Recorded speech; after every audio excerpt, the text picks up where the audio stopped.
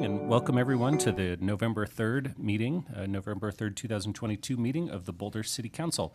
It's great to have you here.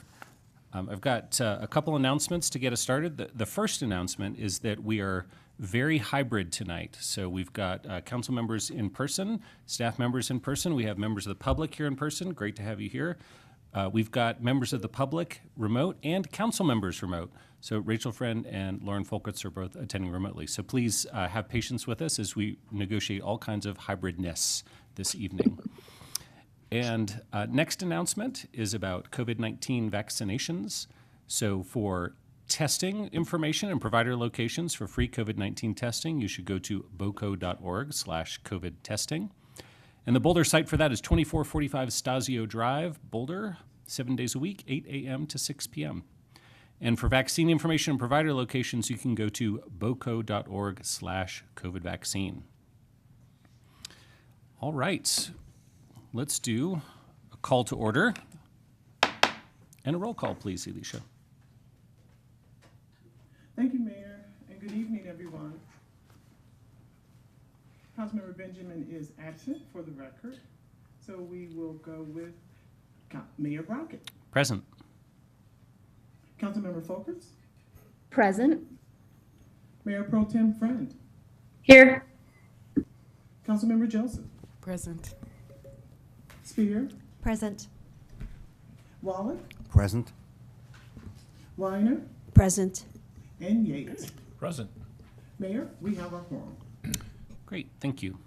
And then I'll ask for a motion to amend the agenda. We've got a couple changes. One is to remove the section on item 3G for amending council procedure section 16 rules of decorum. This is at the request of City Attorney Teresa Tate. I think she's looking at making some additional adjustments and bringing it back at a future meeting. Do I have that right?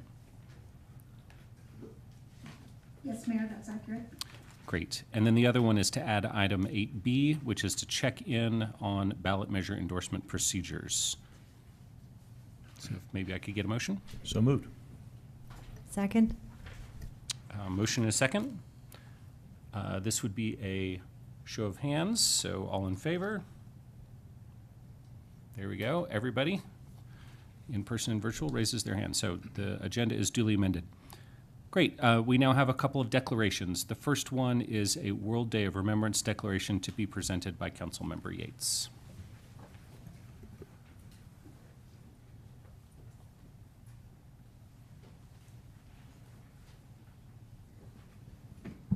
Thanks. Yeah, come on up here. Oh, whoa, this is powerful. Come on up, Trini. Folks, I'm joined up here by Trini Wilton, who's a member of the Transportation Advisory Board, and I'll do a little bit more of an introduction of Trini in just a second. We're here to read a declaration, which I'm trying to grab here, sorry, and then we'll talk a little bit about it. But let me read the declaration first.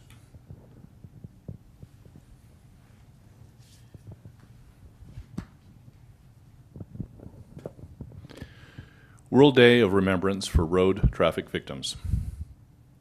The World Day of Remembrance for Road Traffic Victims is a global event to remember the many millions who have been killed and seriously injured in the world's roads, and to acknowledge the suffering of all affected victims, families, and communities. The objective is to provide a platform for crash victims and their families to remember all people killed and seriously injured on our roads. To acknowledge the crucial work of emergency service providers, first responders, and medical professionals. To advocate for better support for road traffic crash victims and their families, and to promote evidence-based actions to prevent and eventually stop further road traffic deaths and injuries. Traffic violence killed more than 42,915 people in the United States in 2021, according to the National Highway Traffic Safety Administration. And according to the National Road Safety Foundation, here in Colorado, there were 636 traffic deaths reported statewide in 2021, including 92 pedestrian deaths, which was up 21% from the previous year. Here in the city of Boulder, a Vision Zero city, there's been one traffic death in 2022, and there have been 13 traffic deaths throughout Boulder County this year. Even one death is too many, as we strive to eliminate traffic deaths and severe injuries. We recognize that Boulder's residents are responsive to public education measures, and we can take personal steps to increase safety on our roads. We recognize that street design and engineering measures can address road traffic deaths while increasing safe, healthy, and equitable mobility for all. We can prevent the tragedy of traffic violence by taking proactive approaches that prioritize traffic safety as a public safety health issue. The 2022 World Day of Remembrance theme, Safe Streets Save Lives, effectively serves to remind us all to increase safety measures. And so, we, the City Council of the City of Boulder, declare November 20 as World Day of Remembrance for road traffic victims. And we encourage all members of the community to participate in the activities related to this day. Now, Trini's up here for a whole lot of reasons. First of all, Trini is a member of our Transportation Advisory Board, our newest member of TAB. And Trini and I are both road traffic victims. Trini's incident was on May 8, 2018, and I was a road traffic victim on July 19, 2021. After her crash, Trini founded an organization called It Could Be Me. They're dedicated to improving the relationship between motorists and other users of the road by creating an environment of mutual respect. Trini is now going to tell us a little bit about It Could Be Me and an important event coming up in a couple of weeks. So with that, Trini, I'm going to turn it over to you. Thank you, Bob, and thank you to everybody here at City Council and to DK and to everybody in the Transportation and Mobility Department that made this possible. I'm very, very grateful. And yes, like you said, I found It Could Be Me to try to avoid from what happened to me and to you, to others. And yeah, we're going to have a rally on November 19th. We moved it a day before because, well, the whole week is actually the World Week of Remembrance. But on the 19th, we will be meeting in front of the courthouse, and we will walk toward the bandshell. The bandshell will be illuminated with a color yellow to exemplify the solidarity and the unification of our city, and with our members that have been lost and all the family members that will be there as well. So thank you so much. And anybody that wants to continue to support this event, please look up our website, which is itcouldbeme.org, and we have facilitated lots of materials to make this possible. So, and please come to the event. It's at 5 p.m. So, thank you. I'm sorry. Can I give you that? Thank you. Thanks so much for that, Trini.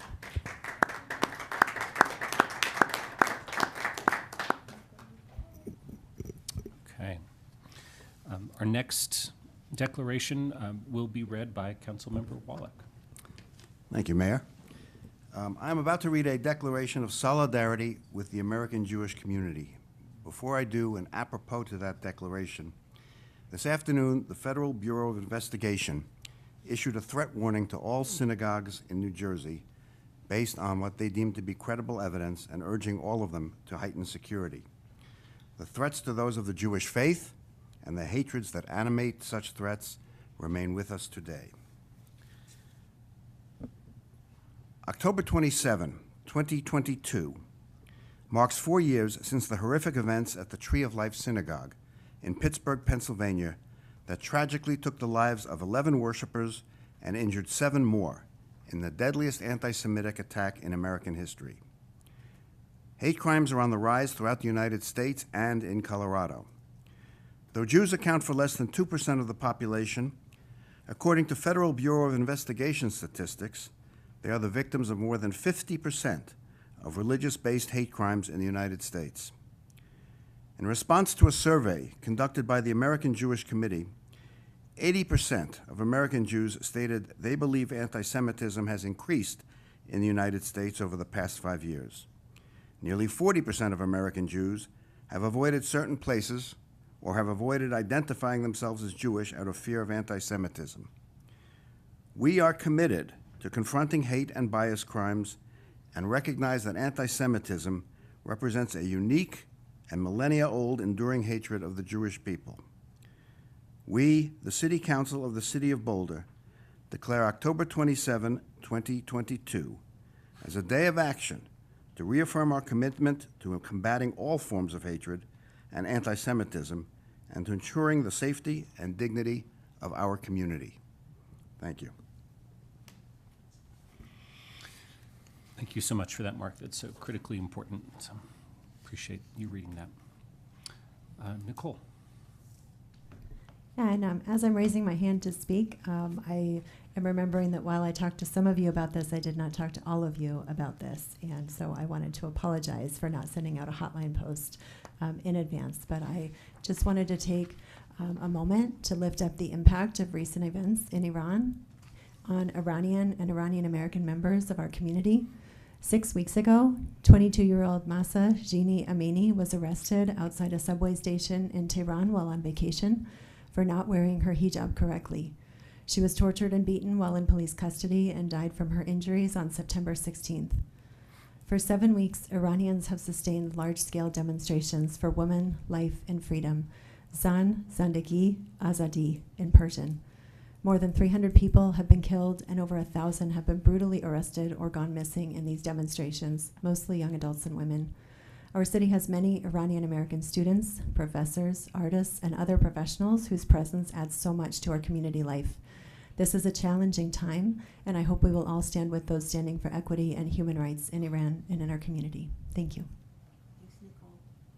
Thank you for that, Nicole. All right, we're now going to move on to open comment, and I believe we're going to have our guidelines read before we do that. So, Sarah? Good evening, Council. My name is Sarah Huntley. I'm the Director of Communication and Engagement for the City of Boulder. I see Emily has pulled up the slides for me. Thank you so much.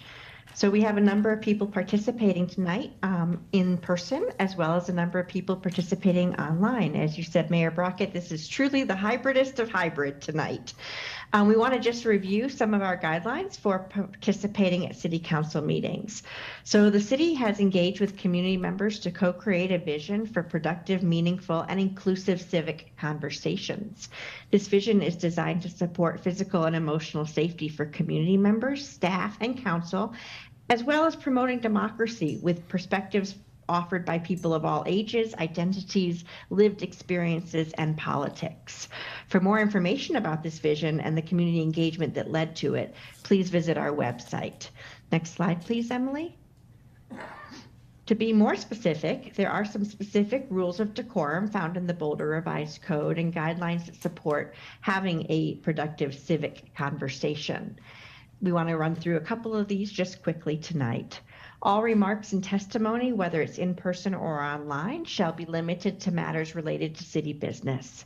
No participant shall make threats or use other forms of intimidation against any other person. Obscenity, racial epithets, and other speech and behavior that disrupts or otherwise impedes the ability to conduct this meeting are prohibited. Participants are required to sign up to speak using the name they're commonly known by, and we ask that you display your whole name if you're in an online format. Currently, only audio testimony is permitted online. In-person participants are asked to refrain from expressing support or disagreement verbally. We really want to make sure that every perspective in the room feels equally welcomed and heard. Traditionally, support has been shown silently, either through American Sign Language applause or what some people refer to as jazz hands, which I'm demonstrating right now. Okay, are there any other slides, Emily? Yes, no, that's it. Okay, we just updated these slides today. So I believe that's the completion of the guidance offered this evening. Great, thanks, Sarah. So we're going to start with our in-person speakers, and I understand that Robert Toney and Tim Thomas have withdrawn, so we have 6 other in-person. No, only for public hearing, not for open. Thank you for clarifying. So Tim, we'll keep you on the list for open comment. So we've got 7 people testifying in person, and please come on down as your name is called. We've got, and you have 2 minutes to speak. We have Patrick Murphy, Elisa Darrow, and Patrick O'Rourke. Mayor, if I may, please, Mr. O'Rourke has notified us that he wants to be moved to virtual, so he will be number 6 on your virtual list. Very good. So that's Patrick Murphy, Elisa Darrow, and Tim Thomas.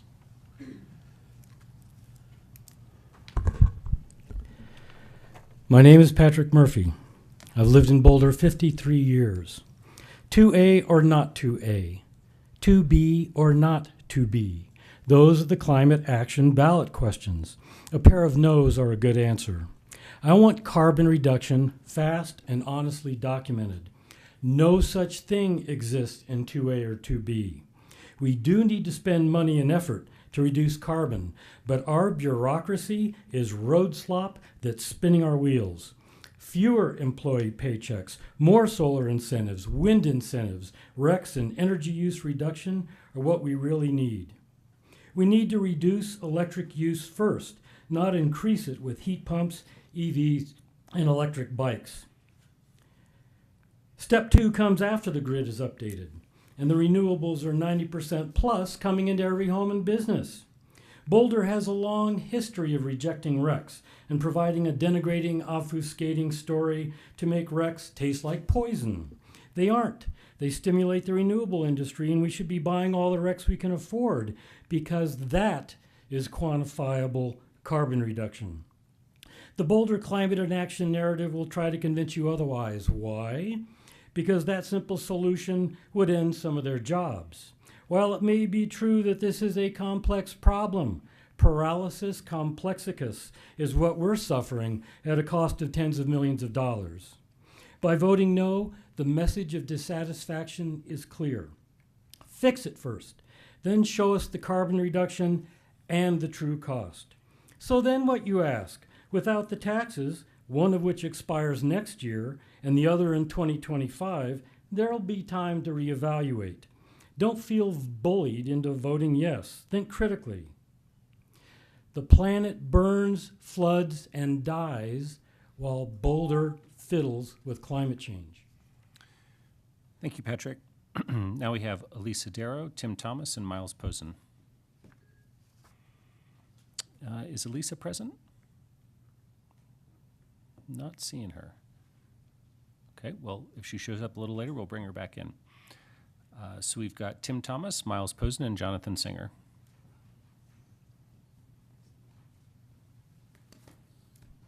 Good evening. Tim Thomas. So with the some of the ballot measures that are coming up next week, we're talking about changing from odd year elections to even year elections. I strongly feel that we should keep our local elections local. Most of the interactions that people have with government are local.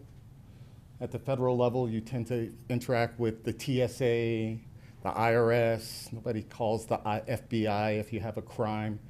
It's local government that does the things that we think are important if we want to solve climate change or we want to reduce crime in our communities.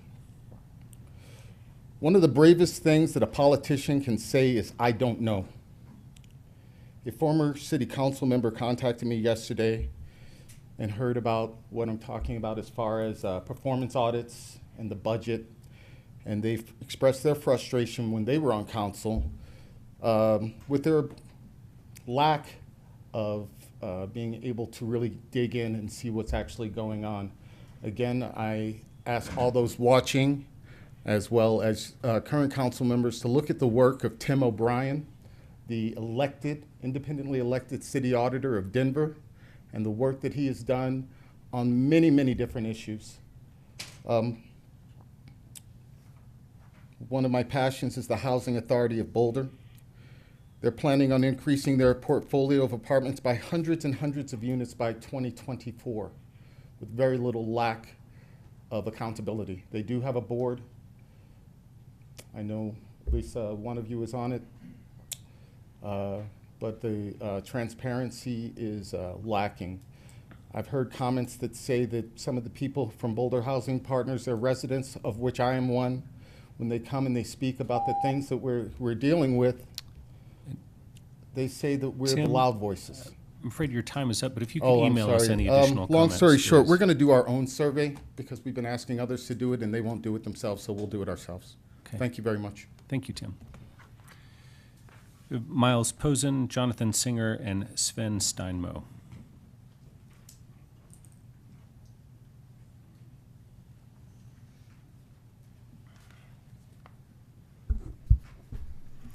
Hi, I'm Miles Posen, a friendly neighbor of Chautauqua for 24 years. I, along with many members of this community, were appalled to learn about the establishment of a centralized trash collection site designated for 100 homes and cottages located in the east parking lot of Chautauqua. Very limited notification about the site was provided months after construction began. Consensus concerns include, among others, overall intrusion to Chautauqua's beauty we've all come to enjoy, not to mention playground safety and increases in noise, wildlife activity, traffic, litter, and smells. I share the same sentiments as many neighbors because the site is located approximately 100 feet from multiple homes, including mine. We are confused as to how the site was initially approved since there's a 1985 mandate agreed upon by the Parks and Recreation Advisory Board and Landmarks Board citing, quote, "The east parking lot be strictly used for overflow parking and not to be developed or asphalted, and to be controlled and managed during appropriate functions with that intent." End quote. Further, we find it shocking there's been no community collaboration about the site, despite requirements specified in the lease agreement between Chautauqua and the City of Boulder.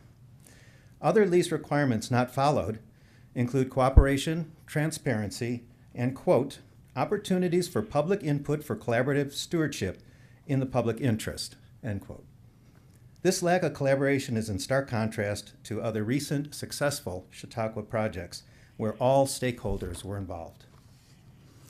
I'm here today to urge you to postpone further development of the trash collection site until there's a proper review affording all relevant stakeholders opportunities to participate in the process.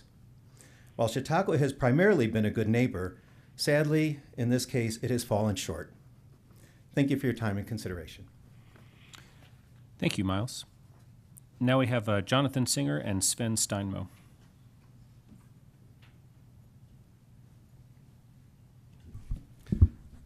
Good evening, Mayor, members of City Council. It's nice to see you again.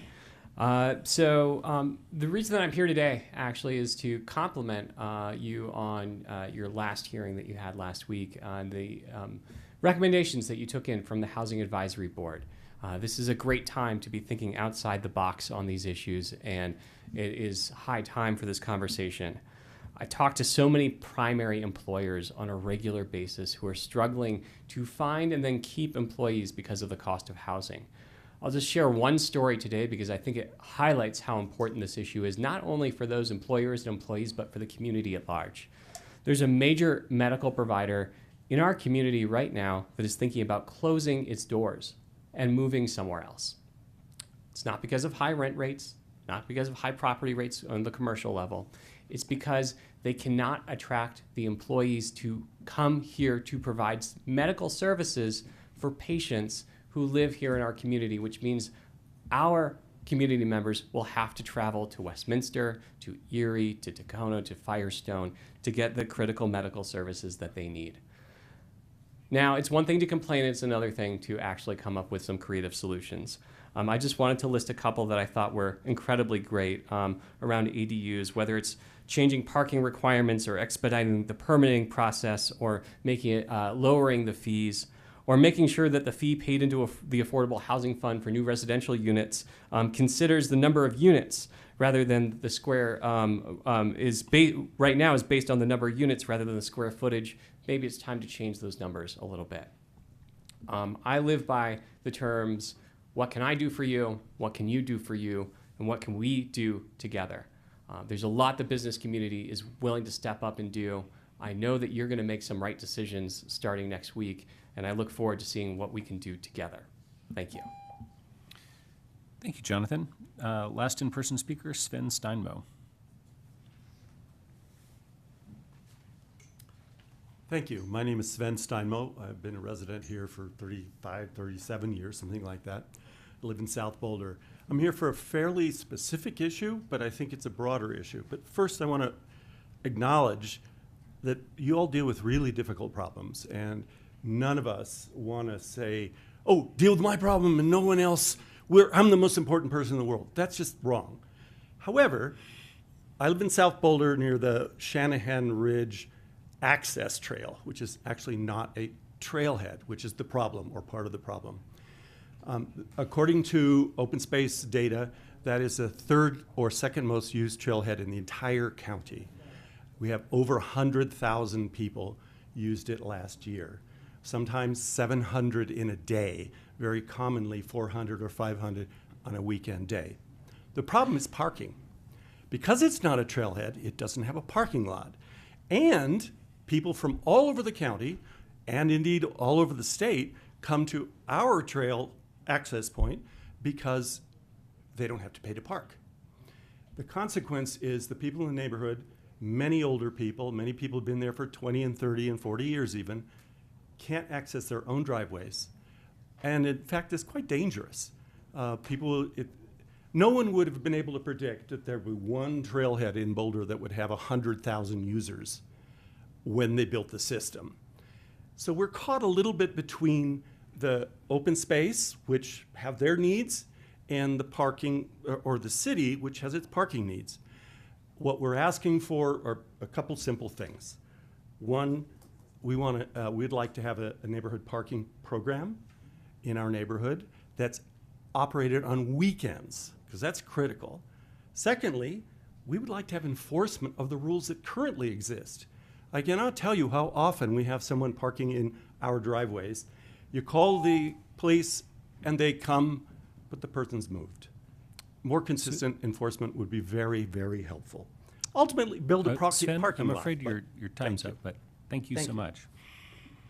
All right, we're going to switch to our remote speakers now, of which we have 6. The first 3 are Susan Duncan, Lynn Siegel, and Nick Forster.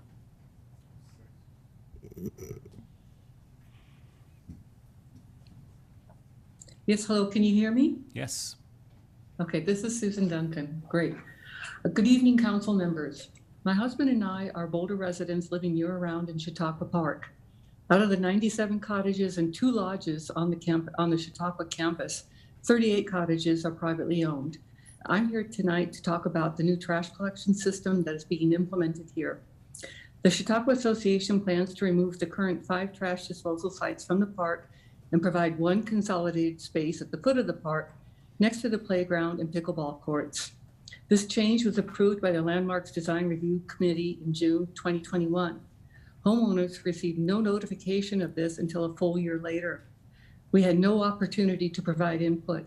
The homeowners agree that having the large Western disposal trucks drive through the park is problematic, and their removal would be positive for the park. We were blindsided, however, when we were told that the association will stop providing trash pickup service to our homes, but continue to provide daily service to their rentals. We must drive our trash down to the site at the foot of the park. The association has told us that the trash site is ADA compliant, but to get to the site, we must first exit our cars, unlock a chain barrier, continue our drive to the container, empty the trash, and then relock the chain on the way out. The site is currently still a concrete slab and metal scaffolding. The homeowners requested meetings with the association to try to arrive at a solution that would be more equitable, but all our suggestions were turned down. The single alternative available to us is to purchase special Western disposal bags and use these for weekly curbside pickup by Western. This solution requires that we store our trash in our homes because none of us have a garage. Plus, we must still pay Chautauqua a trash pickup fee. The cost of the bags plus the Chautauqua fee will be more expensive than what people in the surrounding neighborhood pay. I respectfully request that the council delay any further action on this item to provide all concerned parties an opportunity to reach an amicable resolution. Thank you. Thank you, Susan. Now we have Lynn Siegel, Nick Forster, and Bella Cloud.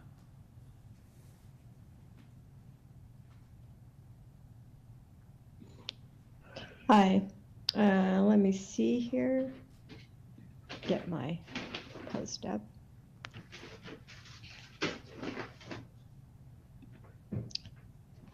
For one, Erin Brockett and the wife of one of our Nobel laureates. Can you hear me clearly? Yes. From CU in the Bose-Einsteinian condensate in Nablus, around mid-October, and a motorcycle bomb went off on one of the Lion's Den folks there. He had a 5-month-old kid and 2 other kids. So I think we need a resolution for Palestinian justice.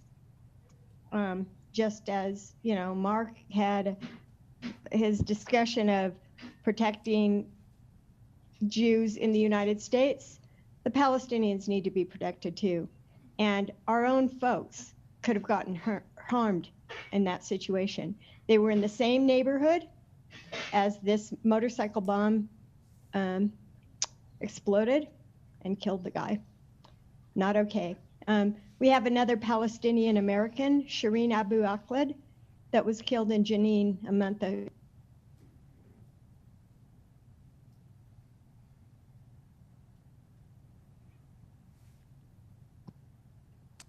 I think we've lost Lynn's audio. Is it just me? No, I can't hear you, Lynn. She appears to be unmuted in the system, so it sounds like it's a mic issue. So, Lynn, if you could, sorry, we can't hear you anymore, but if you could email us the remainder of your comments, please, we'll take a look at those. All right, shall we go on to the next speaker then, I think? All right, sorry, Sure. Lynn. That's Nick Forster, followed by Bella Cloud and Sue Prant.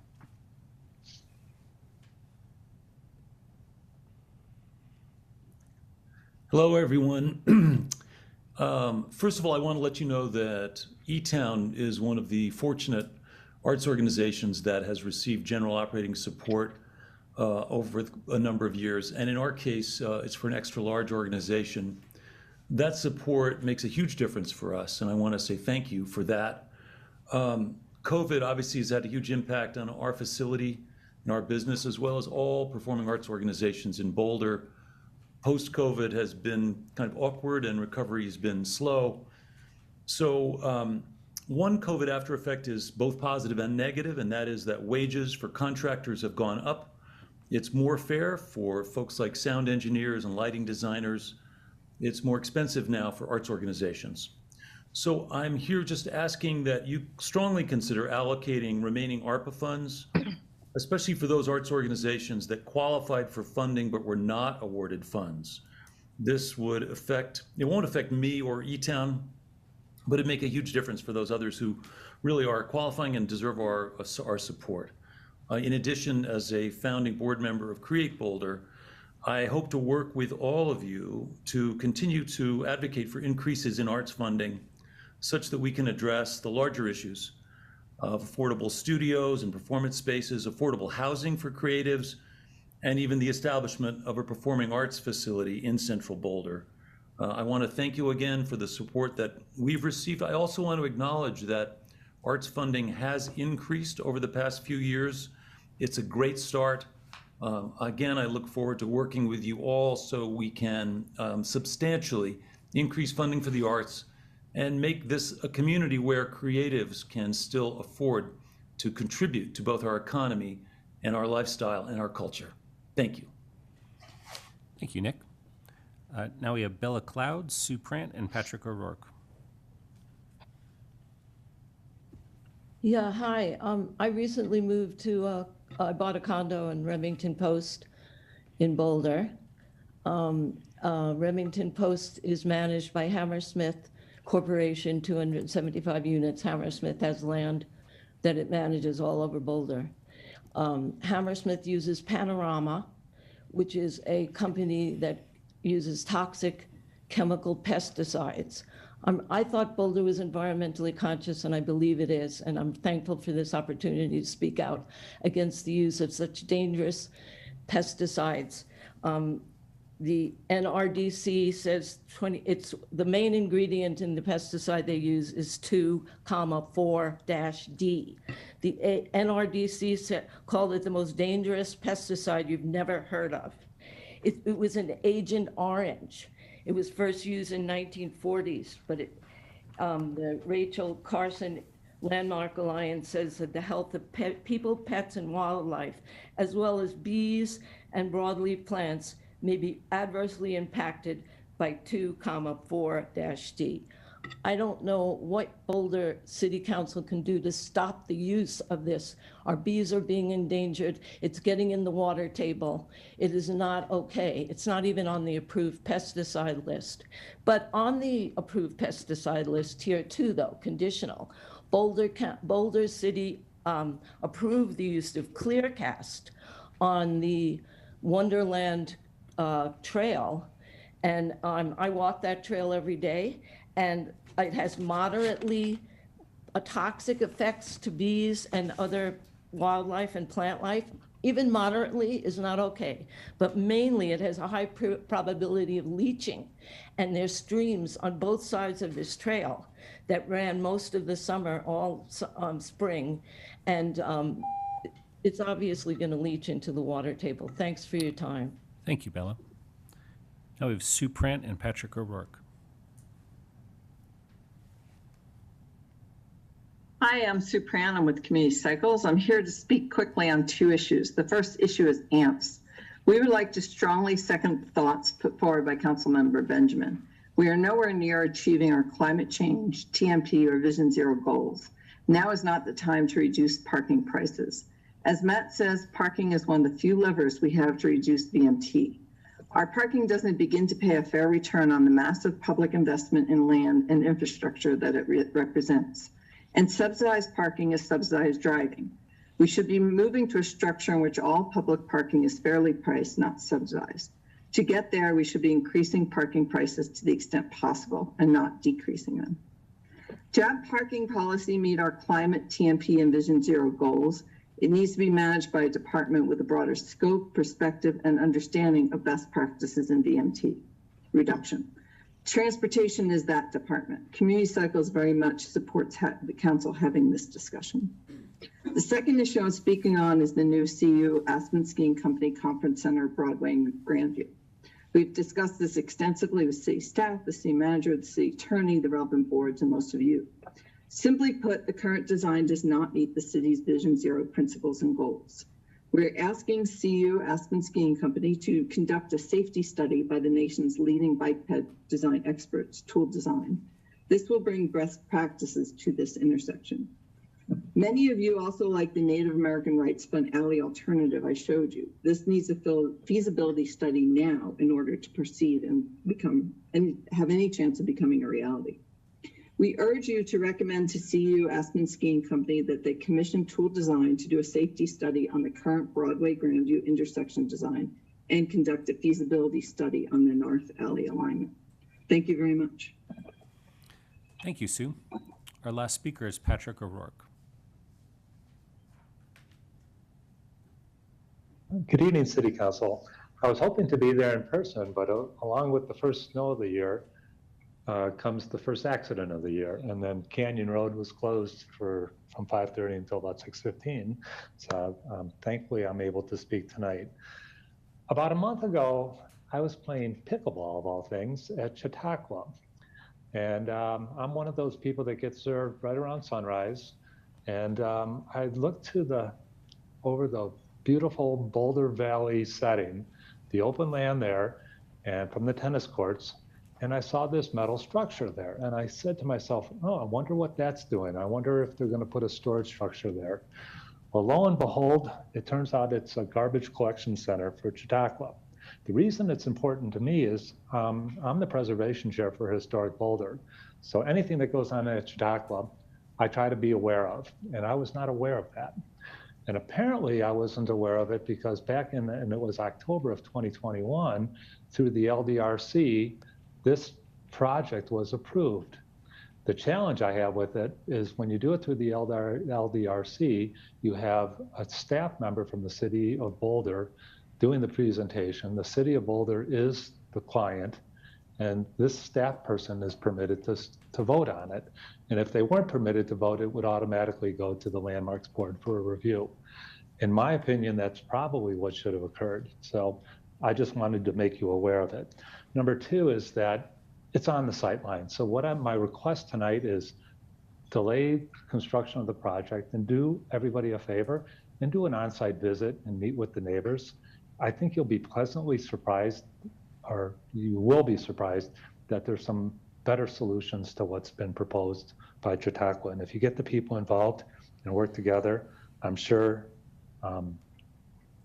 there can be a satisfactory conclusion. Thank you. Thank you, Patrick. All right, that brings us to a close for open comments. I'll turn to city staff to see if there are any responses to what people said. Thank you so much, Mayor. I appreciate it.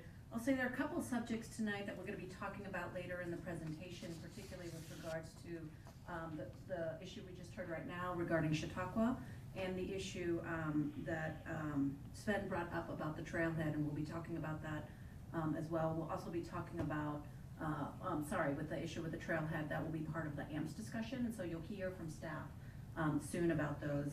I did want to say to Bella, who called in about the pesticide, it's disturbing to hear this, and just be reassured that we will be following up to make sure that any such issues conform with the regulations and the ordinance that we have. So we will follow up on that, and we will let you know. Great. And can I actually ask a clarifying question on that, Nuria? Because my understanding is that we have regulations for the pesticides that are used on our own properties, right? We have control over that, and we have very strict rules over what we allow to be applied. But I don't believe we have regulatory authority over the pesticides that are applied on private property. And maybe somebody can confirm that for me, but I think that's preempted by the state legislature. I think that is correct, Mayor, and still we want to make sure that when we hear about it, that we're able to investigate and perhaps explore some resolutions. So we don't want to just lift our hands and say that is not ours. There are times, and it is so important that we want to look into it. So we will do so as we think about this case. But yes, you are correct that we regulate, and our ordinance regulates things that are on city property. Great. Well, I appreciate you going forward and trying to figure out what's going on there and see if we can help. I just wanted to clarify about kind of the limits of our authority there. Great. Ginny? Thank you. I just have a question or two questions based on some of the comments that were made earlier about the Shanahan Ridge parking spillover in the neighborhoods.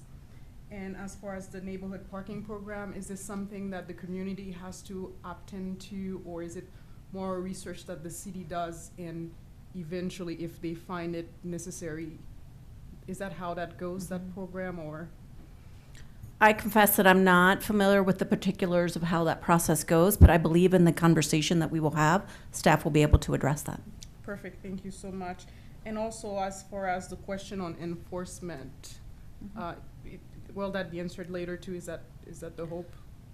I think that it will be great to hear about what that looks like, and I'm myself anxious to continue to hear from staff about what that is. But if there is enforcement to be had, then I presume that staff from Community Vitality can speak to that. And if there's more questions that we have, we can continue to follow up on that. Thank you very much. Great. I got Mark and then Bob. Yeah, can somebody speak to this Chautauqua issue and how we've gotten to where we are and whether there's anything to be done?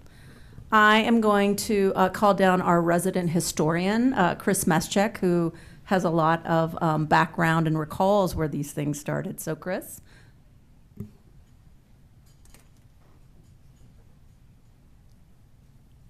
Thanks, Nuria. Chris Meschek, Deputy City Manager. Good evening, Council. So I'm gonna go a little high level real quick and then get into the specific issue. Just there may be community members just to set some ground. Council's probably aware. Chautauqua is a unique location, and the city plays a unique role in that the city is the owner of the land at Chautauqua, as well as 3 of the buildings. And then that land, those land and buildings are then leased to the Colorado Chautauqua Association that runs the operations at Chautauqua.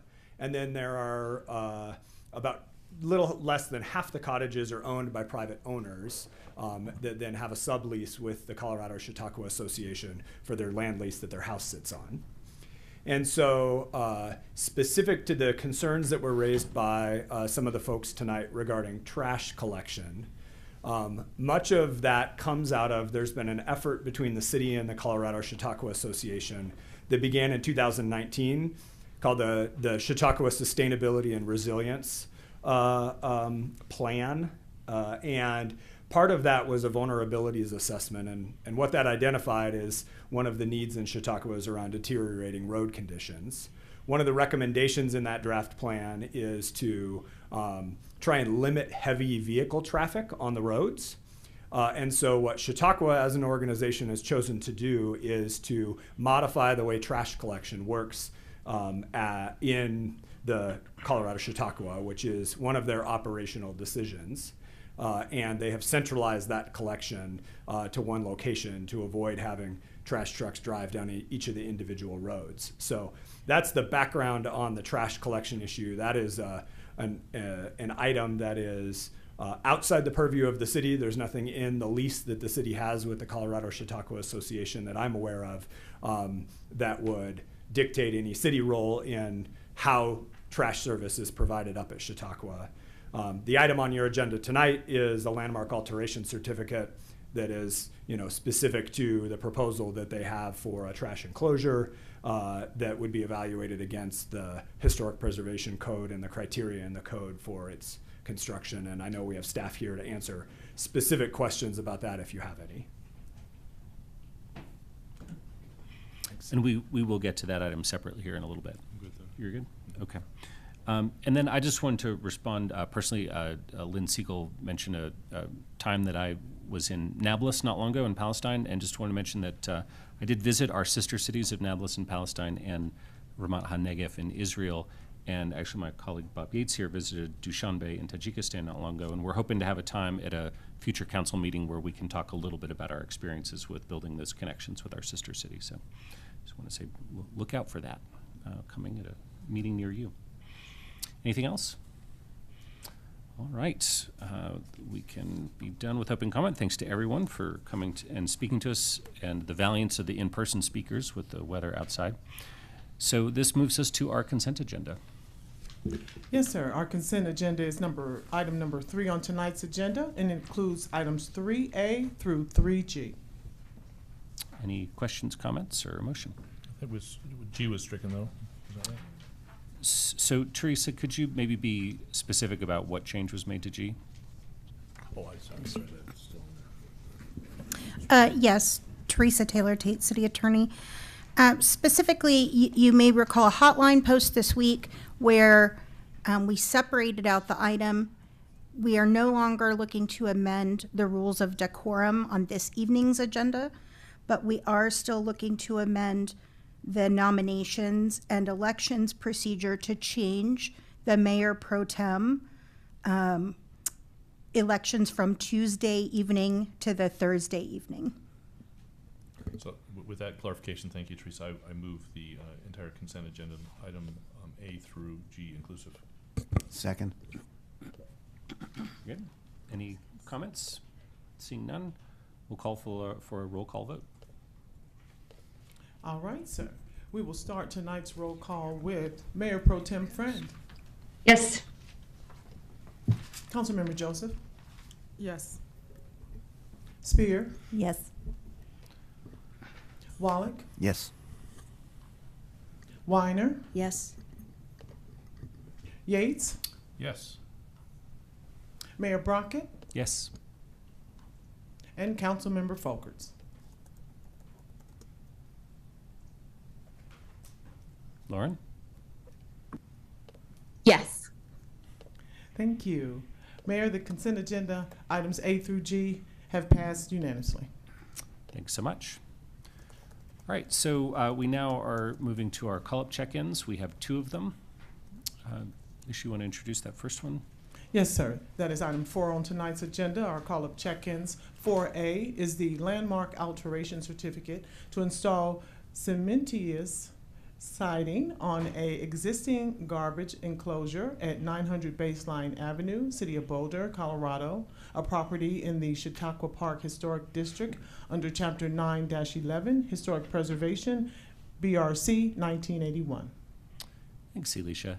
I guess I would start with a request to staff that, given some of the concerns about trash pickup that's been voiced, maybe to talk about how this does or does not relate to those concerns. So I wonder if someone from city staff could address that. Like, what specifically is this call-up, and how does it relate to some of the stuff people were talking about? Thank you, Mayor. We have our Director here of Planning and Development Services, Brad Mueller. Yes, good evening, council members. I would like to also pass it off to Christopher Johnson and Claire Brandt, who are online, to be able to speak directly to that. Christopher, you want to chime in? Yes, I'm happy to do that. Thank you, Mayor Brockett. Christopher Johnson, Comprehensive Planning Manager. So I oversee the landmark preservation team. The call-up that is before you this evening is specific to the material, and there was a request made by the Colorado Chautauqua Association from the previous approval for this trash enclosure to change the material from wood siding to a cementitious siding. So that particular item did get referred to the board, and that was reviewed. As part of that being referred to the board, it was a public hearing, so neighboring properties were notified, and that cementitious siding was ultimately approved by the board. So that is what is before you this evening. The comments that were made earlier in particular seem to be more around the location of the trash enclosure. That decision was made by the Landmarks Design Review Committee, which is comprised of a staff member and 2 Landmarks board members, any one of which can call up a particular item to the full Landmarks board for a public hearing. But the location of the trash enclosure was approved by that LDRC back in 2021, in October of 2021. So that is not what is before you this evening. Thanks, Christopher. So to clarify then, that what is before us is simply the siding material being used. That is correct. Okay, thanks for that. Any other questions on this item or desire to call it up? No? I don't either, so I'm not seeing any interest in calling that up, so I think we can move on from this one.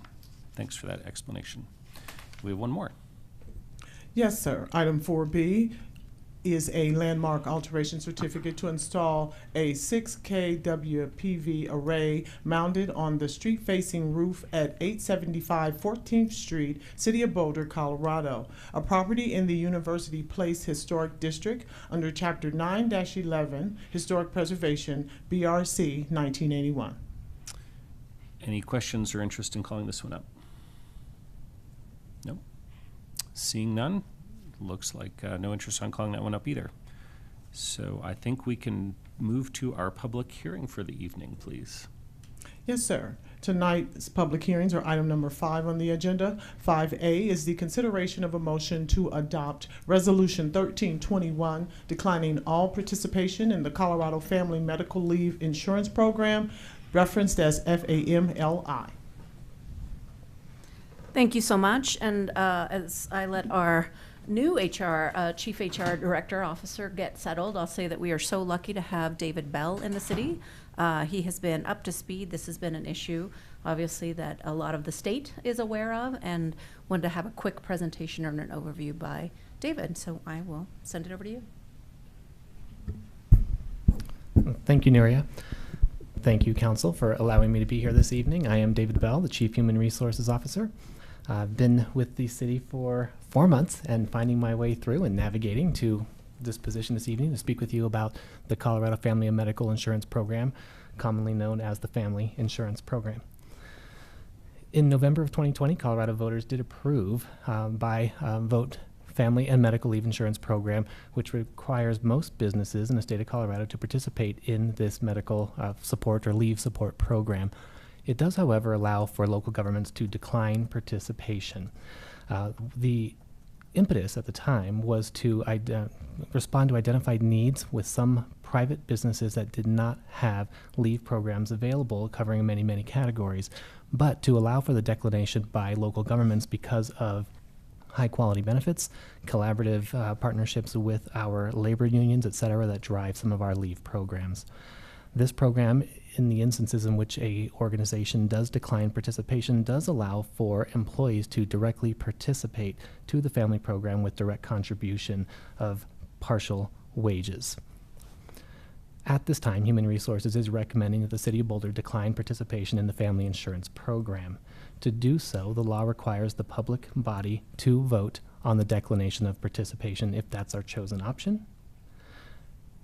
And an organization could choose 2 other options: to participate in full or to accommodate direct payroll deduction and contribution for individual employees to participate should we decline participation.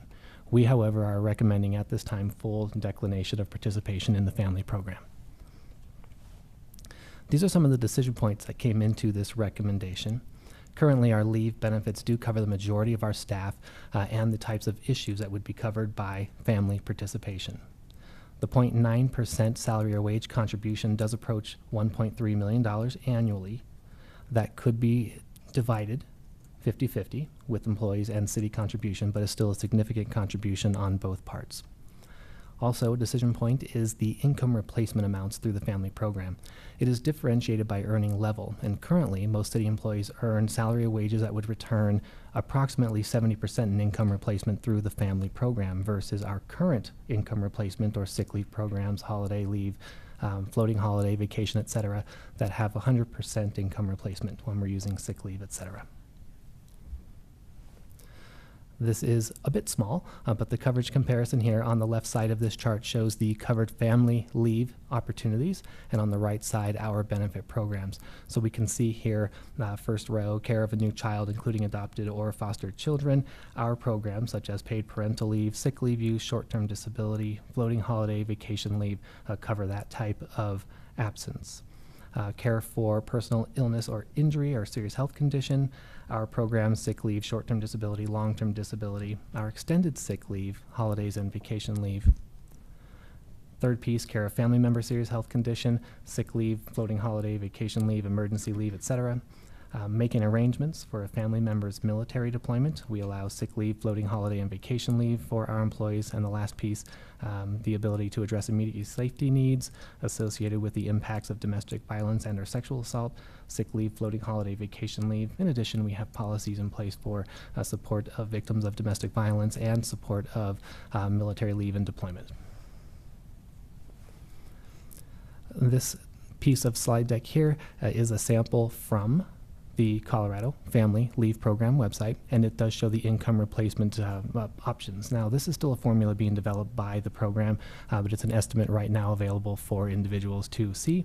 And we can see the higher percent, 90% for our lower wage earners with a cap of $1,100 weekly benefit for advanced earners or higher wage earners. So it's a differentiated percent income replacement based on earnings through that program.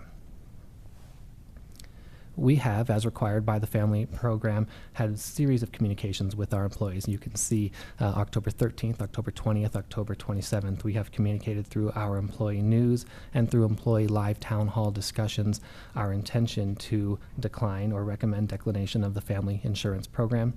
We notified staff of the opportunity for public comment on October 27th to be available and present tonight for that comment.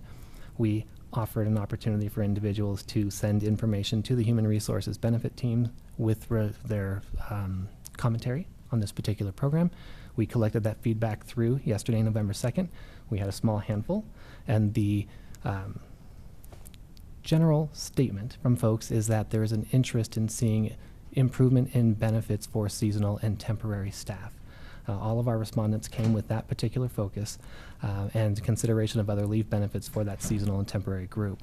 Currently, our seasonal staff and all employees at minimum earn the required sick leave by the Healthy Family Workplace Act, which is 1 hour for every 30 hours worked, which equates to 2.67 sick leave hours per pay period over a 2-week period, and a cap of 48 hours. So there is an availability of sick leave for seasonal employees, not as extensive as some other benefits, but some partial benefit for individuals working in that seasonal category.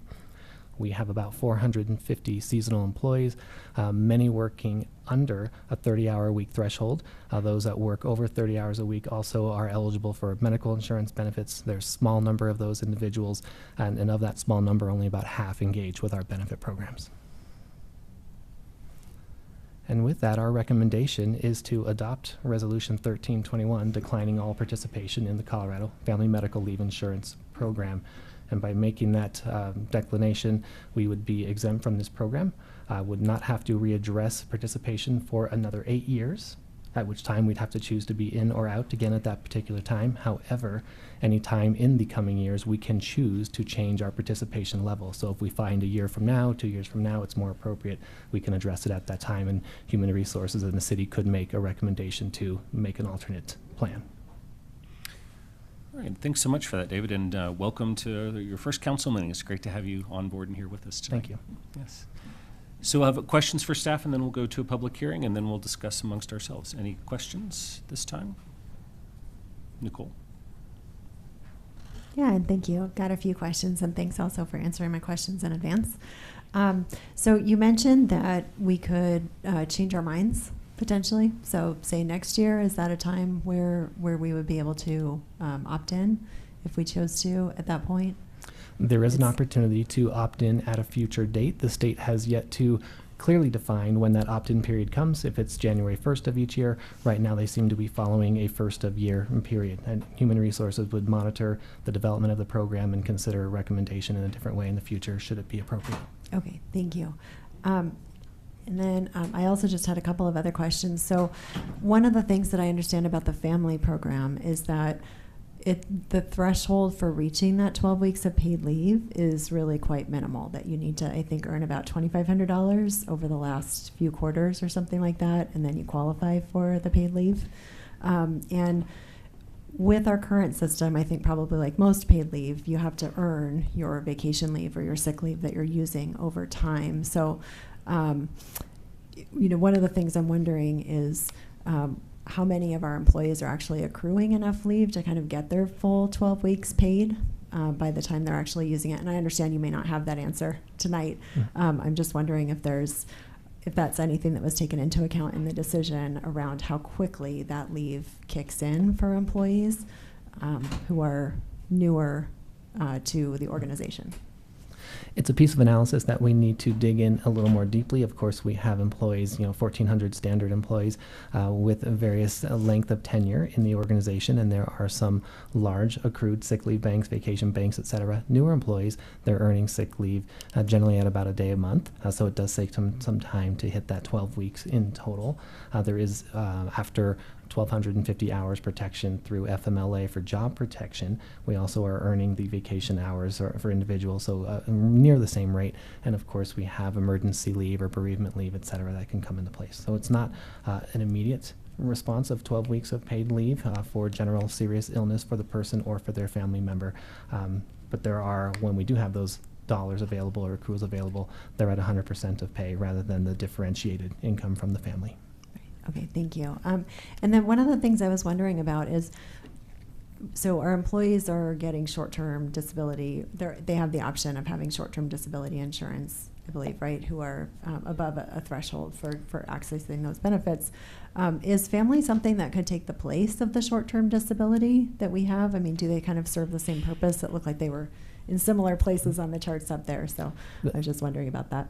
There is similarity between short-term disability coverage and the family coverage, yes. The short-term disability coverage is a city-paid benefit, so there's not contribution from employees for that piece, nor the long-term disability or life insurance benefit. So they come in package right now, and we are committed to reviewing the aspects of that short-term and long-term disability plan.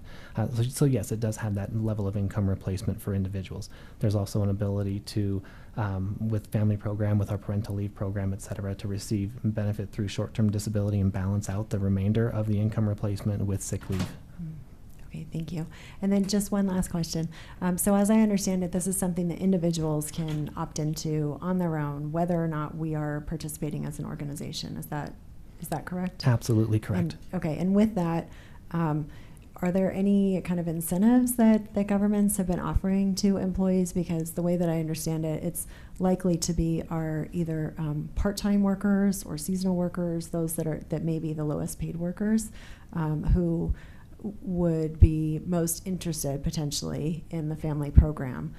So have we thought about whether there are any incentives we could offer to those employees? Because sometimes it's hard as an employee, especially if you are a lower wage employee, to think about spending a little bit of extra money in the moment when everything is fine, right? And you're not thinking about any of these things that may come up requiring 12 weeks of leave. So I was just wondering if you've thought about incentives. Yeah, I think we'd have to step very carefully into an incentive program to encourage people to participate in an alternative benefit program. So we'd be looking at how can we supplement our current benefit programs, et cetera, and make the positions more appealing to hold and to have appropriate benefits with our organization, and potentially make the individual choice to participate in the family program.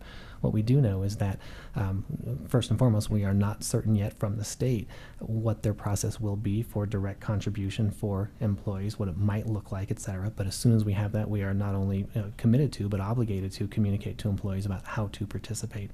In addition, we're in the same spot as many other organizations throughout Colorado. There are less than 10 organizations, municipalities that are contributing or planning to participate in family right now. So the other 90 plus in our circle right now are monitoring the same things that you're asking about tonight. All right. Thank you so much, and welcome. Thank you.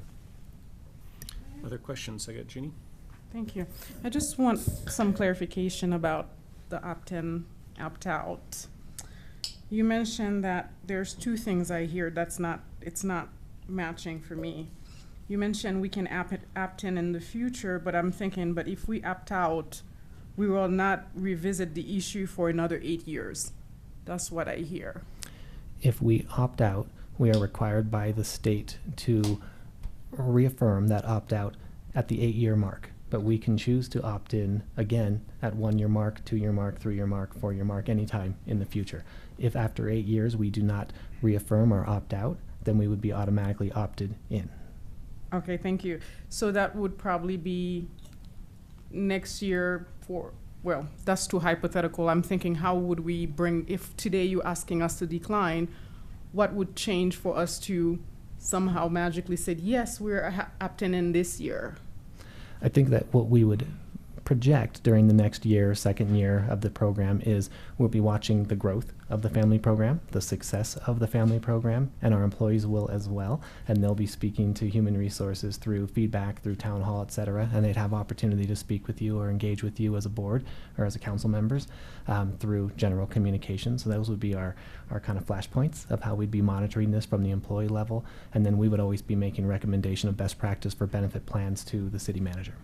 Okay, no, thank you for that. So what I'm hearing is you'll study this and see what happens maybe in a year, if it's favorable or not favorable, but if it makes sense for the city, then you might be able to bring it forward to council again for another consideration, but that's not necessarily what you're saying, but just hypothetical maybe. That is correct. Okay, thank you. I do have another question about the opt-out contribution. So basically the city itself can decide to opt out, but also there is a program or a system for employees who wants to participate, right? Yes. So, but I'm trying to understand the opt-in process. The opt-in process, there would be a city contribution. With the opt-out process and helping, guiding employees through, there would not be that contribution. That's correct. If we opt out, we are not contributing as a city any % of wages. Employees could choose to directly contribute, and that direct contribute would be them sending EFT or direct deduction from a checking account or a banking account, or writing a check directly to the state, or they want to make an opportunity for the state to allow employees to engage human resources and say we want to contribute individually directly, and then we have to be the pass-through and making those payroll deductions, et cetera, which is kind of a technical component that we haven't investigated because the state hasn't provided any pathway or specifications for that yet. Thank you. Any other questions? All right, seeing none, then let's go to the public hearing. So our one in-person speaker, Tim Thomas, did bow out. So we got 3 virtual speakers, Lynn Siegel, Vanessa Quintana, and Sonia Sarabia. Each of you will have 3 minutes to speak. So if we can start with Lynn, please. Please let me know somehow visually, since I can see you, although you can't see me, if I drop out all of a sudden, because my computer's lately been just stopping in the middle. And when I was in public comment, I thought I was going on, and I thought, this seems like a long time. And it was just because you'd gone on to the next speaker, and I didn't know, because I didn't have any audio visual. Well, I had visual only. Anyway, I support the family leave, and any extra benefits the city can give. I recently found out, I worked at Denver General for 12 years, and found out that because they've been mailing to my old address for the last 22 years, and I only had one other address, the address I'm at now, I lost $35,000 worth of retirement benefits because I didn't know about them. And they have a clause in the Denver Municipal Code that allows them to not pay retroactive retirement benefits. So now I have to go to a lawyer and fight this somehow. So I know the city's trying to save money, but I don't think we should be saving money on our employees, and the seasonal employees or employees that are short-term or what have you. They deserve all the more benefits because it's hard to get people, and splitting up jobs into little jobs instead of, you know, a regular full-time is, you know, not a reason that you should receive any less in family leave or other benefits. And the other argument, and I find this very specious argument for many things that oftentimes Republicans want to resist on, and that's based on the fact that, oh, this is already paid for in some way, or this is already covered. Well, if that's the case, then so what? Why not approve something that wouldn't even be used, right? I've never understood that. So I fully support going to the maximum benefit for employees. And it's not an easy job. You have to deal with people, and that can be tough. Lynn, we're getting a lot of feedback on your line. Oh, sorry. Can you hear now? Yeah. Okay. As a public, working for the city and as a public servant, you know, you're subject to hard work. So you should get your benefits. And so I say, go for it. Don't hold back. It's kind of like the library district, $10 million that was hidden into the city coffers. That's really not very ethical to do. Thanks. Thanks, Lynn. Now we have Vanessa Quintana and Sonia Sarabia. Good evening, Boulder City Councilors. My name is Vanessa Quintana, and I'm a senior strategist at Colorado 9 to 5. We chair the Family Implementation Coalition and represent community leaders who are also residents of Boulder. I'm speaking tonight as well as one colleague, and we're here to voice concern with the City of Boulder declining participation in family, with doubt that the bill will be implemented equitably in coverage of workers. I'm honestly surprised to see Boulder City Council is debating whether to decline participation in family, given the track record of being pro-worker policymakers. It's possible the City of Boulder may be looking to other governments who are also declining to participate in family. But please note that it is false to believe that when you opt out that you're automatically going to have something better, have better benefits. In reality, better benefits are often only to the economically advantaged workers. Even if most of your workers will be fine, that will not be an equitable solution for paid leave, something that the family statute is specifically designed to address. For example, low-wage workers, part-time workers, seasonal workers, and workers with oppressed identities, such as women, LGBTQ workers, Black and Indigenous people of color, or other workers. These workers are more likely to be in lower paid, part-time, or short-term positions and have a higher need for safe time, caregiving leave, and an expansive family definition that respects intergenerational households and community cultivated families. Under family, workers only need to earn $2,500 in the last several quarters to be eligible. There's no accrual time, hour requirements, or et cetera. Even if workers opt in as individuals to family, they will not be covered by the law's job protection requirement, which is a significant deterrence from taking leave. We have also learned that your workers who clock at least 20 hours a week and do have access to leave benefits existing benefits fall short in comparison to family. For example, short-term disability caps at 60% of wages, cannot be taken intermittently, and has a longer delay on claim approvals and benefit payout. The details of your parental leave should be examined to understand if all families will be able to care for a new child, whether through birth, foster, adoption, and various legal, biological, and chosen family relationships. Also, if your emergency leave would serve for safe time leave for all scenarios without barriers, equivalent wage replacement, and duration of leaves. It is essential that this analysis is conducted to ensure that the City of Boulder upholds the attention of the voters in approving this statute to provide equitable coverage for all workers and their families. Please participate in family, and if you don't, ensure that by January 1st, 2024, that coverage is ready for all workers, including the short-time and seasonal workers. Thank you. Thank you, Vanessa. Now we have Sonia Sarabia.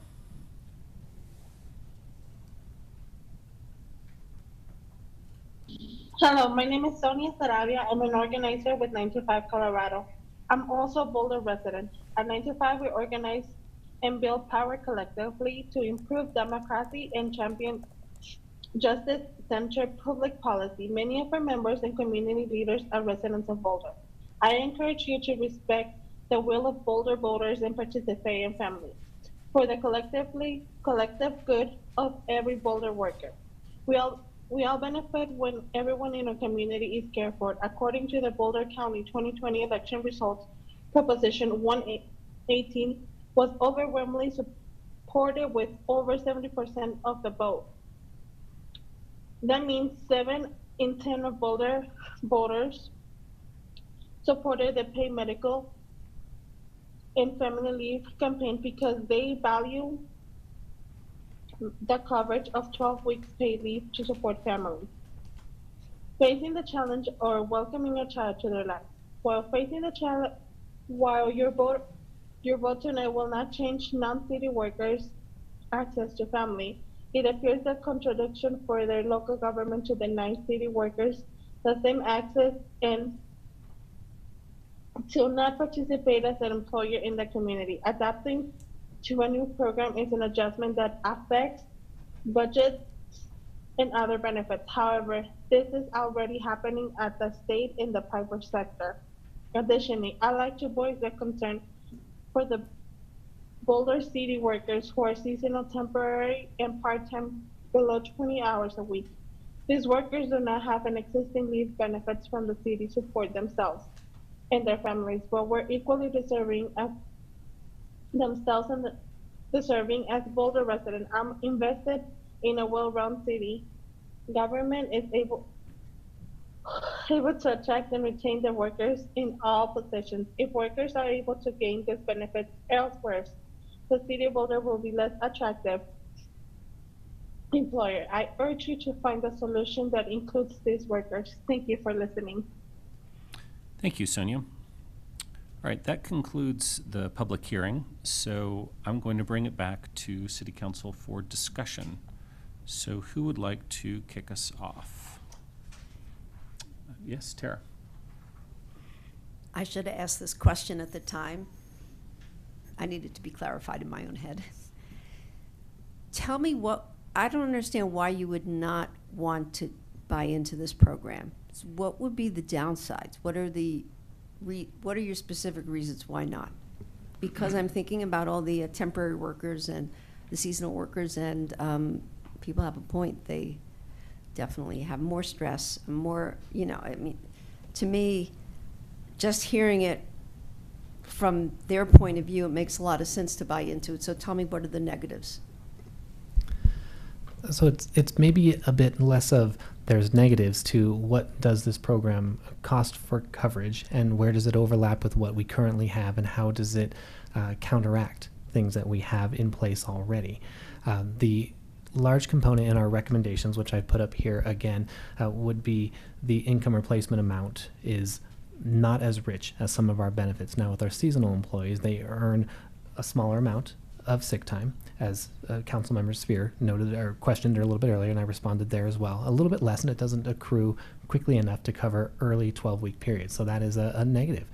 But the other piece is, second bullet point here, we would be paying premium on every employee in the organization, and many of those wouldn't actually use this program because they're going to be using their other benefits that we have in place. So we are putting monies in, covering every employee for the benefit of a smaller amount who may or may not be using the benefit.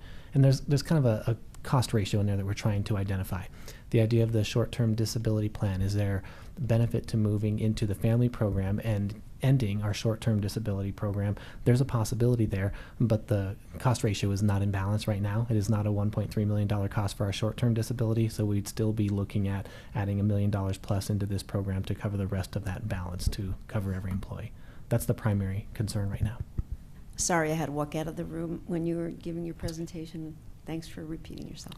And just to clarify, in terms of the cost, it'd be 0.45% of each employee's salary that they would have to pay, and then the city would contribute 0.45% of each employee's salary as well. Do I have that right? That is the most common selection of cost sharing for this particular program, or these expected cost sharing for this program. Some organizations could choose to pay the entire 0.9% and not pass any cost to their employees. If we were to do that, we'd be paying the full $1.3 million plus as a city. If we divide it evenly, 50-50, then yes, the 0.45% would come out of employee paychecks each pay period. Thanks for clarifying. Junie? Thank you. Thank you so much. I know I hear Tara, and it's very confusing as well. So I just need some clarification for myself, and I'm sure there are some people who are also wondering. This is basically an additional entitlement. And based on what I hear from you, and I was looking as well the employee handbook from FMLE online. It says employee may choose to use sick leave or other employee provided paid time off before using FMLE benefits, but they're not required to do so, right? So that means they can use their city benefit, and then if they so choose, they can at a later time, if they still have, they can use it as well. So it's an additional entitlement. So it's not really in conflict with the benefits that we have.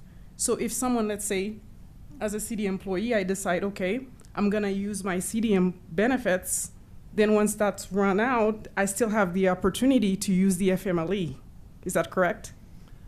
So I want to make sure we're clarifying FMLA versus family insurance. So two different programs there. FMLA is the job protection for 12 weeks for a serious injury, illness, care of a family member. This family program is an insurance program, and it's still to be determined, and what you read is correct, but it is to be determined how all the different benefit plans interact. An employee could use their sick leave time before making a claim to the state under the family insurance program, and thus extend out the period that they would be absent from work or not contributing on their work site with us, and have an extended period of time away using both of those benefits.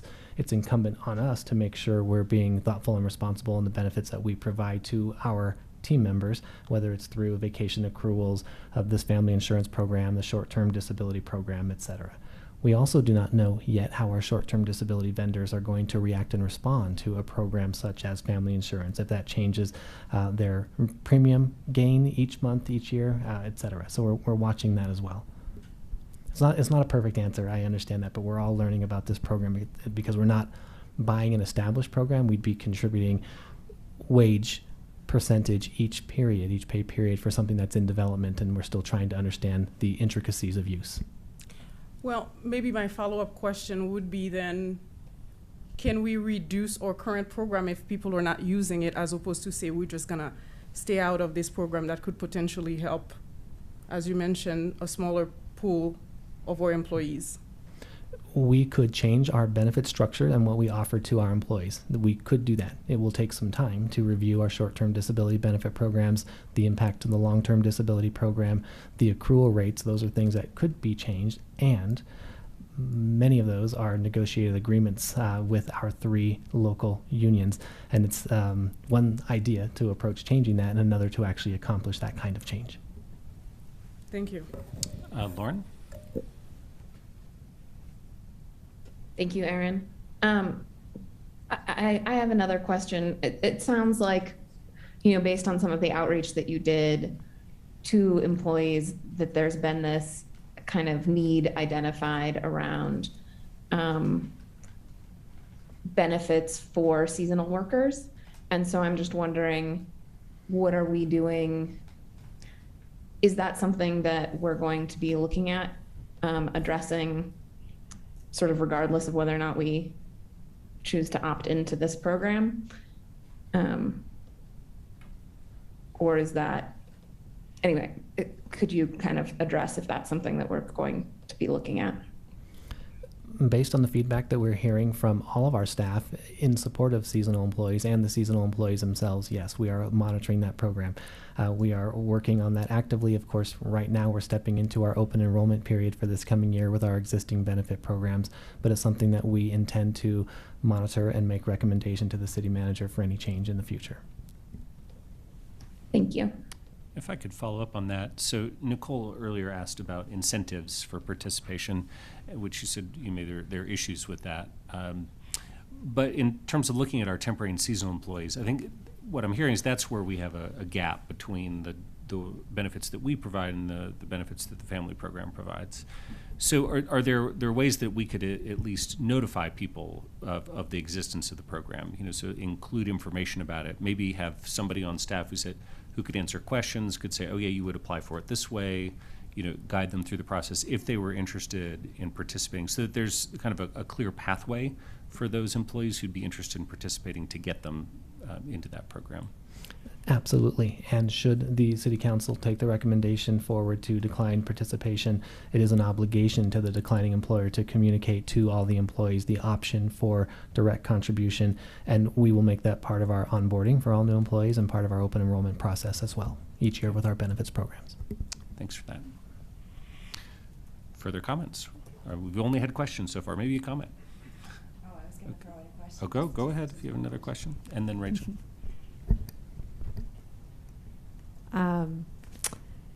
Oh shoot, what was my question? I just forgot it. I'm gonna have to think about it. It was a good question. Okay. I'll think about it. Rachel, Come and back then to we'll it. come back to Nicole. I was just going to ask, kind of following up on Aaron's question, could we offer to all employees, we're opting out, but anybody can opt in, as I understand it, not just seasonal, but anyone. Like, it sounds like there's maybe an add-on benefit possibly to anyone to do it. Could we still do the matching, like 0.45, and they could do 0.45, or is that like disqualifying? Like, so that we'd be offering it to all employees. So I think what I hear is there an opportunity to put resources to support certain populations, even though we're not opting, if we were to choose not to opt into the family program. We can design benefit support programs by categories of employees in different ways. So there's an opportunity to look at, if we have resources, how we distribute that either through wages or support of additional sick leave or other supports that might be most appropriate for seasonal employees, or to change the volume of hours that are worked for a seasonal employee by coupling jobs together. And that's operational and has not been discussed with our departments that most frequently use seasonal employees. But in this moment, that's one of those options that we could build to change the wage structure, earning structure of seasonal employees. Well, and actually I meant it broader than seasonal and part-time. Like, why couldn't anybody opt in, even though we're all opting out? Like, I might be somebody who wants to run through the city's, allotment and then still have the family with an I insurance option available. So is there something that prohibits us? I assume that a lot of employees would not opt in, but could we not have a program that anybody could opt in, and we will do the 0.45 and they can do the 0.45, and it's going to be something less than 1.3 million to get everyone, because it sounds like we don't maybe want to take on the additional expense, but some people would be helped by it. Is there something that stops us from doing that? Thank you for clarifying the question. Certainly have to investigate that a little more fully. My initial thoughts on that particular piece is, when an employee directly contributes to the program after an organization declines participation, they contribute at the 0.45% of their wage or salary, but it doesn't lower their benefit when they actually make a claim. So the idea of us contributing additionally or parallel, it would not go to supplement their leave usage should the time of need come in the future, but we could look at how we use our resources in a different way to support employees in general, but not as a direct correlated family participation component. But something I need to look into I might more have fully. goofed up the number then. I think maybe I'm saying, could we pay half the cost how you would do if we opted into the program? It sounds like some employers pay half and employees pay half. Could we just say, hey, anybody can enroll in this and we'll even kick in half? It's sort of to Nicole's incentive, which it sounds like we don't want to disincentivize people from participating in our own programs, but this could be an add-on for anyone. So. I hear the clarification, and again, I think we need to spend a little more time researching and modeling what that might look like and investigate allowances for this program with that kind of contribution. But I hear the message. Nicole? Thank you. So it is another question, and I do have some comments whenever we get to those. This is just around, I know in the budget that we just approved, right? So I understand one of the issues with this is that we just approved our budget for next year. So the idea of trying to find $1.3 million in a budget that was already approved is challenging, if not impossible. But with that, I know that we had some money in there for recruitment, retention, those kinds of things. David, I've heard you talking about doing some work to kind of assess our lower wage earners and figure out, how do we need to raise those wages? What do we need to do to recruit and retain more folks? So I'm just wondering if there is anything that's a part of the recruitment and retention work that's being done that could tie into benefits and leave benefits specifically for some of our seasonal, temporary or workers or part-time workers who don't quite qualify for paid leave, as well as those who maybe haven't accrued enough leave by the time they need to take some. You had mentioned earlier it was a good question when you were trying to recall it, and yes, very much so, a good question, but one we haven't imagined yet. The recruitment efforts around the recent budget has been around support and drawing folks into, and certainly retention is an envelope there as well, but we haven't stepped into leave usage and other benefits yet, but a good question, and we'll investigate that as well. Great. Another question? Yeah, I just need some clarification. Did you say earlier that it was maybe $1 million more if we were to participate in that program? Is that what I heard? Or The modeling is that a 0.9% total contribution for the family program comes out to be about $1.3 million, and we could distribute that evenly, half to employees and half to the city. Okay. And I heard Rachel's comment. Can I go into comments now? Sure, or do you want me to go for wait? it, please. Okay. I think part of I would not be in supporting and declining today. This seems like a benefit that is an additional entitlement as opposed to, and I understand the idea that $1 million, 1.3 you mentioned, would be the additional cost, but if we were to look into if we were to opt out trying to set up a program, I would imagine it would require staff, and that would also require hours, and that would require dollars. So I just don't see why we couldn't do this. So I'm in full support. And tonight, as of tonight, I don't think you've presented to me, how do I put it, in a way that would convince me that we should not participate in this program. That could benefit a lot of our current employees, especially knowing that some people can only be seasonal workers. They can only work seasonally. So they should not have the opportunity in these benefits. Thanks. Ms. Junie, other comments? Nicole? So I think where I'm stuck on this is that I really don't like leaving temporary workers, seasonal workers, workers who haven't accrued enough leave behind, especially when some of these workers were causing a lot of a shortage of these workers was causing some concerns for our community around hiring some of the workers. So I also hear that we, have approved the budget, right? Trying to think about where this comes from.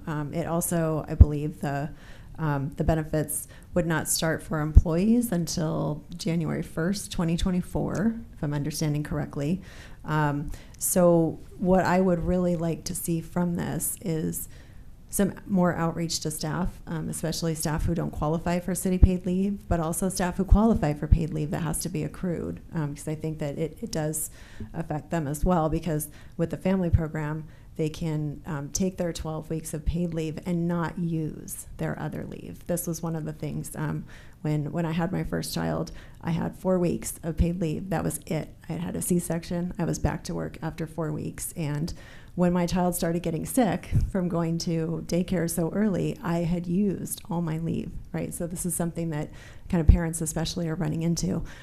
So I really would love to think about what are we doing that is matching the benefit of the family program, especially for the workers who are struggling the most with low wages and the cost of living around here, childcare, all of those things. So the family program is available to everybody, regardless of how much they work. I think that's a huge benefit. It's not just for workers who are 50% time or more. It can be used in a variety of circumstances, so including escaping unsafe situations like domestic violence or stalking, recovering from sexual assault. That to me feels like a really important piece of this. People are eligible very quickly. It doesn't need to be accrued. Like I mentioned, I think you only need to earn $2,500. And then you're eligible for 12 weeks of paid leave. And again, it can't be required to use your other leave first. So when you come out of it, you still have leave that you can use for whatever it is that's coming up. And I think one of the public commenters also noted that Boulder voters overwhelmingly supported this. So I feel like there is support in our community. We were one of the groups that were driving this bill forward, and it does feel a little strange to stay out of it for that reason. What I would really love is to come back with us with some costs, more input, ideas before our budget discussions next year, so that we can think about how we can include our workers who would benefit from this program in that program, because I really don't like putting the onus on our workers who may not enroll, especially when these are going to be some of our lower income workers and those most at risk of not having paid leave from their job situation. So to me, these feel like exactly the employees that we really want to be encouraging and enabling to participate in this program. So I would really love to, 4 or 5 months from now, have a discussion well before we get to our budget discussions and understand what can we do and how can we include this, because I really want to see workers have leave. It's important. Thanks for that, Nicole. Before I call on myself, Nuria, do you want to throw in a thought? Yeah, thanks so much, Mayor. And I just wanted to appreciate David and his team for all the work that they've done around this, and wanted to just share some thoughts as you're thinking about this too. And first, want to say that we so appreciate the thoughts about our temp and seasonal employees. We also want to make sure that we are an employer of choice. That also means for our temp and seasonal workers, we're taking that very seriously. And while we know that anyone can opt into the program, and that would include our temp and seasonal workers, we're also trying on staff side to really think about what does that look like going forward? How do we continue to add and think about retention, protections, and move that? So it is something that we continue to think about. We are coming to the end, I hope, of this phase of a class and compensation study where we are looking at wages, we are looking at what does that look like for us in the region, we are looking at all those sort of economic and the total rewards package that we offer as a city. So we'll be continuing to bring that forward as we move on. And I think what's interesting about this particular program as we're continuing to learn more about it, which is the other thing that perhaps gives one pause, and I know that many other cities are opting out as well, but part of that is also just thinking about what are the new guidelines as those are moving forward. The nice thing about it, and I appreciate your questions on what to bring back, is that we can, with your direction, bring back additional answers, additional analysis, monitor the program as that moves forward, and nothing precludes us from coming back next year and answering these questions and rethinking again what that looks like, because none of our intent is to ever leave any of our employees behind, but also wanting to make sure that we're thinking about what does that look like as we move forward. And then the last thing I'll say is, and to Councilmember Joseph's point, I want to appreciate her comments as well. This would still require us to administer a program. There are some reporting requirements if we've opted in, some remittance that we would have to do, so it would still have some additional sort of administrative costs in a program that we yet don't know how that's going to work. But what I hope is clear from us, and I hope that you see that we are aligned with you, is that we also want to make sure that we're taking considerations for our temp and seasonal workers as well. It's important as we continue to be that employer of choice. Thanks for that, Nuria. And I'll go ahead and call on myself here. I thought that was very helpful, and my thoughts align well with Nicole's. I think in terms of, I think for our full-time employees, I think we have an absolutely exemplary benefits package that is, in general, in most respects, better than the family options, and there is a non-trivial amount of money associated with this. But for our temporary and seasonal non-full-time employees, I think there is a gap here, right? They would benefit more from this program than that they would get a substantial benefit from this program. And so I thought Nicole's points about, and Nuria's, about taking some time and really looking at where the gaps are and how we can potentially plug those gaps, and thinking about coming back next year, looking at this again hard. I think part of the struggle right now is that this program has not been fully defined in terms of its operating parameters, right? Next year we'll know those much better, and we can look at what our alternatives are for those part-time folks and see how we could plug that gap. And to Rachel's point, maybe there are creative things that we could do in terms of cost sharing, for those employees to participate in this program. But I think it's still a little unclear how that might all work. So I'm okay with moving forward with this tonight, but I think we should not for sure leave this for 8 years. This should be something we should be looking at closely in the upcoming months and come back next year and consider, is there some, maybe we do participate in 2024, or maybe instead there's ways that we plug some of these gaps. So that would be my thoughts. I got Lauren. Thank you, Aaron. Yeah, I'm in agreement with a lot of what you just laid out. I think that for me, reading comments from city employees was pretty impactful. Even though you did outreach to the entire organization, we really didn't see a lot of feedback that said that people really wanted to see this implemented. What instead we saw was a lot of comments about, or several comments about some gaps, existing gaps that while they would be addressed by this program, there might be more efficient ways for us to do that. So I would really like to see us either kind of look at a program like Rachel was discussing about trying to incentivize people for whom this program makes a lot of sense being able to join, or perhaps in addition looking at kind of long-term how we might modify our existing programs to either cover the gap, or so that if we did implement this program, that there wouldn't be so much overlap and that we might benefit from reducing some of our programs in other areas to balance everything out. Thanks for that, Lauren. We got Rachel. Yeah, I agree with most of what you all have said. Just wanted to clarify, do we have a firm date of when this would come back to us? Because I think that what we're hearing is that we're all concerned that we're leaving some people behind, and we don't want to do that. And we definitely don't want to do it for like a whole extra year if we don't get to it in time to jump on board, if that's what we decide we want to do, or make sure that we're offering easy ways for people to opt in. So is this something that for those of us who are on the fence and, are maybe somewhat reluctantly agreeing to opt out, could we get a firm date of when we will get to look at this again?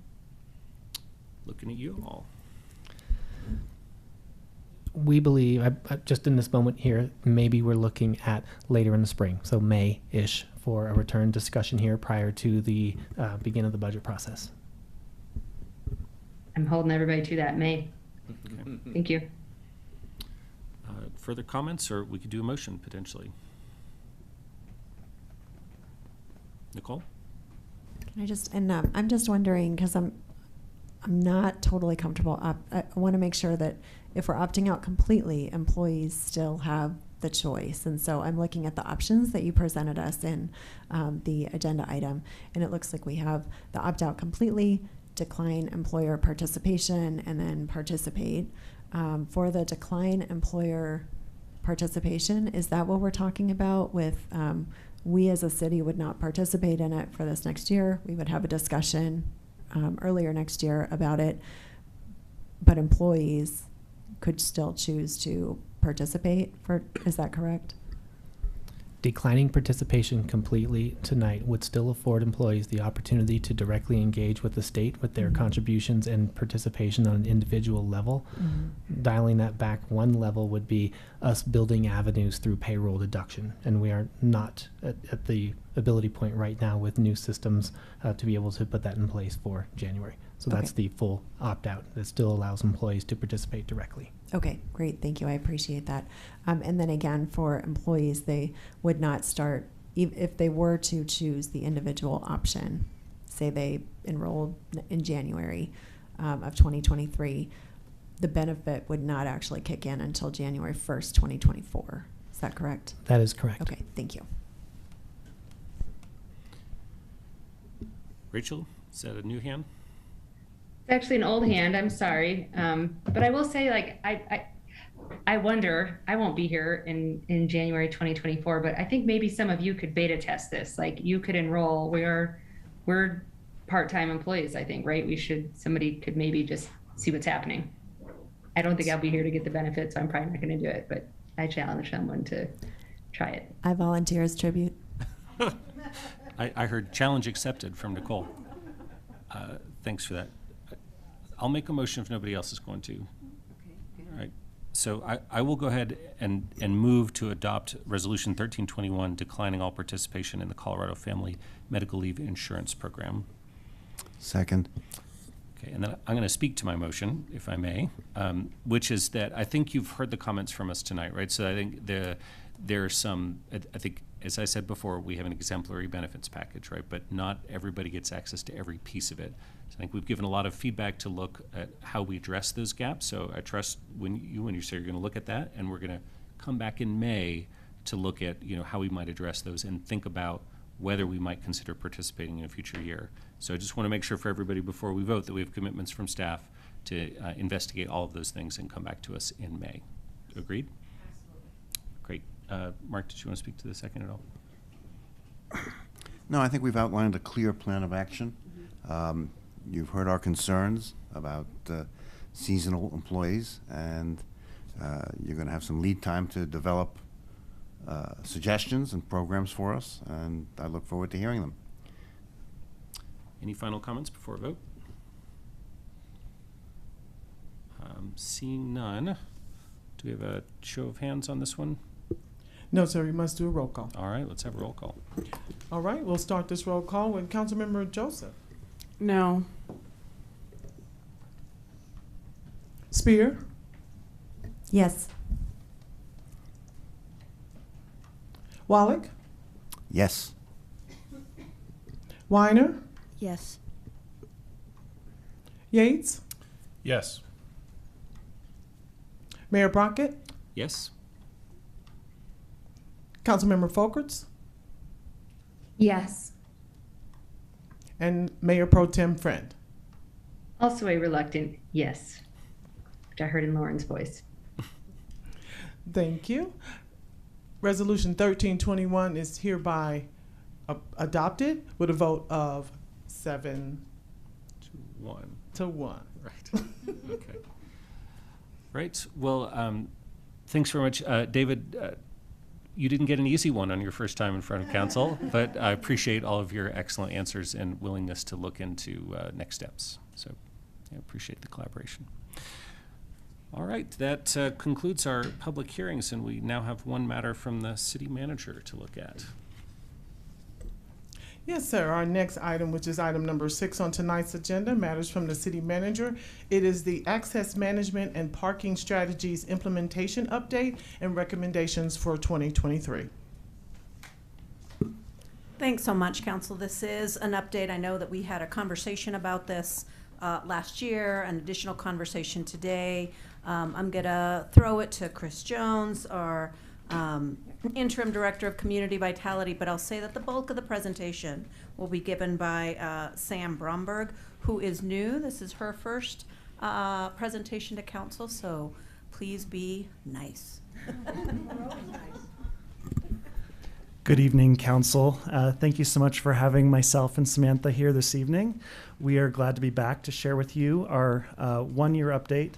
For those of you that were on Council a year ago, You'll recall that there was support for 3 key strategies under AMPS, Access Management and Parking Strategy, performance-based pricing for our on-street parking system, priority-based neighborhood access management, taking a look at parking challenges in residential areas, and then graduated and safety mobility fines. So these are three key strategies that Council expressed support for last year. With the 2022 budget process, there was also support for hiring a human, a fixed-term position, to help us implement those strategies. And that lucky human is Sam.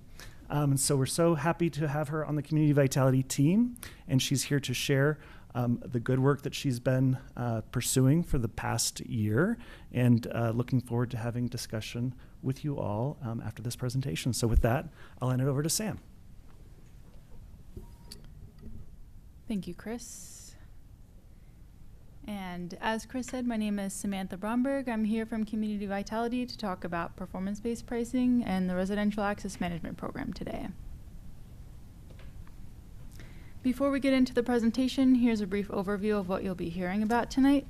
We'll start with a refresher on the work that has led up to this point, and then we'll get into staff's recommendation for performance-based pricing, the work done to date to build the new Residential Access Management Program, staff's proposed trail access management work, and what the next steps are for these initiatives. We'll then have some time for questions about the work and for discussion on the requested feedback from Council. In early 2014, an interdepartmental team of city staff began a new project called Access Management and Parking Strategy, or AMPS. AMPS was designed to be a guiding framework that balances today's multimodal access needs, trends, and choices, while also preparing for inevitable shifts in demographics, economics, travel choices, physical design, and technology. This guiding document was adopted by Council in 2017 and still plays a key role in shaping the work that is done today towards improving access to Boulder special places. Here are the current and ongoing AMPS initiatives outlined by the guiding document. This graphic visualizes the key ongoing projects related to AMPS, such as one of the first work items to emerge out of the process, which was the ongoing Chautauqua Area Management Plan pilot, known as CAMP. Today we'll be talking about numbers 2 and 3, parking pricing strategy and residential access management. To build on the AMPS work and the areas identified for change, the City of Boulder's Community Vitality and Transportation and Mobility staff began the Revitalizing Access in Boulder project in 2019. The project set out to rework the city's parking products, including the existing neighborhood parking permit program and paid parking in our commercial districts to better reflect the AMPS vision. The community played an integral role in developing and refining strategies for parking pricing and permitting through a variety of engagement methods. Between polls and questionnaires, meeting with community organizations, boards, and commissions, over 8,700 members of the broad Boulder community with many varying viewpoints participated in the process. Ultimately, 3 strategies emerged as the best ways to reflect the AMPS vision and goals. The 3 identified strategies were performance-based pricing, graduated and safety mobility fines, and priority-based neighborhood access management. In January of 2022, the first steps were taken towards implementation of performance-based pricing, and graduated and safety mobility fines were fully implemented. Today we'll be talking about the next steps for performance-based pricing, and the work completed to implement priority-based neighborhood access management, a strategy which is the basis for the new Residential Access Management Program, or RAMP. Before we launch into these topics, let's review why managing parking is necessary. Picture yourself driving somewhere and looking for a parking spot close to your destination, but finding block after block completely full of cars. Congested parking has a social cost greater than the inconvenience of losing time trying to find a space. The act of driving around looking for parking creates an environmental impact, adding extra vehicle miles traveled, or VMT, to any trip which emits additional greenhouse gases. This cruising behavior can also lead to conflicts with other users of the curb, such as bikers and pedestrians. By managing parking, we can create a safer environment for all people who wish to access Boulder's special places. One measure of effective parking management is parking occupancy. So what is parking occupancy? Imagine these rows of cars are curb spaces. The top curb is 100% occupied. There are no available spaces. The middle curb is just over 85% occupied. There's one space, but depending on how other cars have parked, it may be tough to access. The bottom curb is 60% occupied, plenty of available spaces. For performance-based pricing, the targeted occupancy is somewhere between the middle curb and the bottom curb, or 60 to 85% occupancy.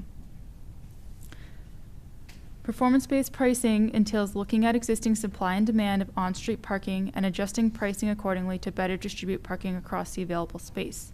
By pricing the in-demand blocks higher, we can encourage turnover and reduce cruising behavior of vehicles looking for parking. The intent is to provide a suite of parking options to the community so each parker can prioritize parking price, location, and availability based on their unique needs and resources. The strategy relies on key performance indicators to reflect the parking behaviors and adjust pricing as a reaction to parking demands. Implementation of performance-based pricing is expected to reduce overall VMT in Boulder, support increases in transit usage, increase TDM investment, and access for active transportation modes like walking and biking on high-demand streets. This slide shows an excerpt from the new city manager rule, which introduces the regulations for performance-based pricing. Rates will be adjusted annually in 50-cent increments based on measured occupancy levels. Based on the results from this year's study, staff have determined that the downtown area is stable enough to implement performance-based pricing, but due to changes in land use and ongoing construction in both the Boulder Junction and University Hill areas and the readily available free parking nearby, staff do not recommend implementing performance-based pricing until the area is stabilized and can be addressed with the holistic management approach. For performance-based pricing in the downtown area, we examined data from the historically busiest months of April through August using transactional data from 2022. This map indicates those blocks where peak occupancy was above 85% in red, and those where peak occupancy was below 60% in blue. Temporary outdoor dining expansions from April through August 2022 are indicated in yellow, and those blocks which fell within the target range of 60 to 85% occupancy and do not require any changes to price are indicated in gray. The highest utilized blocks and service lots indicated in red will increase in price by 50 cents per hour, while those lowest utilized blocks indicated in blue will decrease in price by 50 cents per hour. There are a couple of exceptions to the data above. You will notice that parking utilization data is missing from the 2 blocks of Pearl Street between 9th and 11th Streets due to the temporary closures. Historical data indicates that those blocks are typically highly utilized, and as such, city staff recommends that they be considered for an increase. Staff also recommend that the 1100 block of Spruce Street and the 1600 block of Pearl Street be considered for increases to help provide a more seamless customer experience based on their proximity to other Tier 1 blocks or lots and how the parking kiosks are utilized.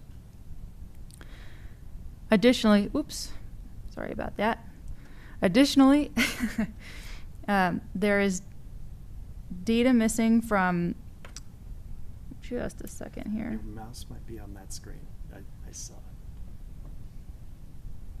I need this to go down. Maybe just use your, oops, sorry. No.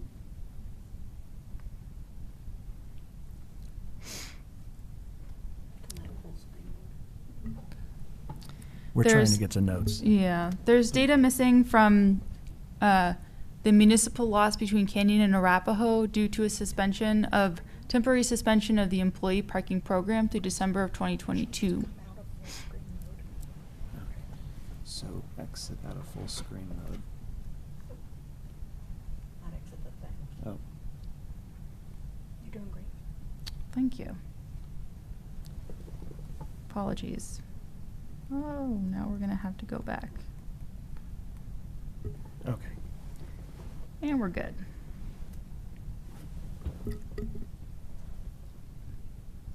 Although the map indicates that utilization for those lots is below 60%, it is likely that the actual number is higher.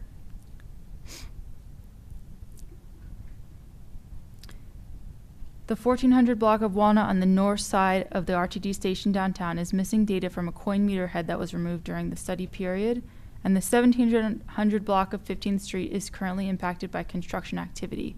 Staff recommend no price changes to these areas, including those municipal lots between Canyon and Arapahoe, until future data can be collected.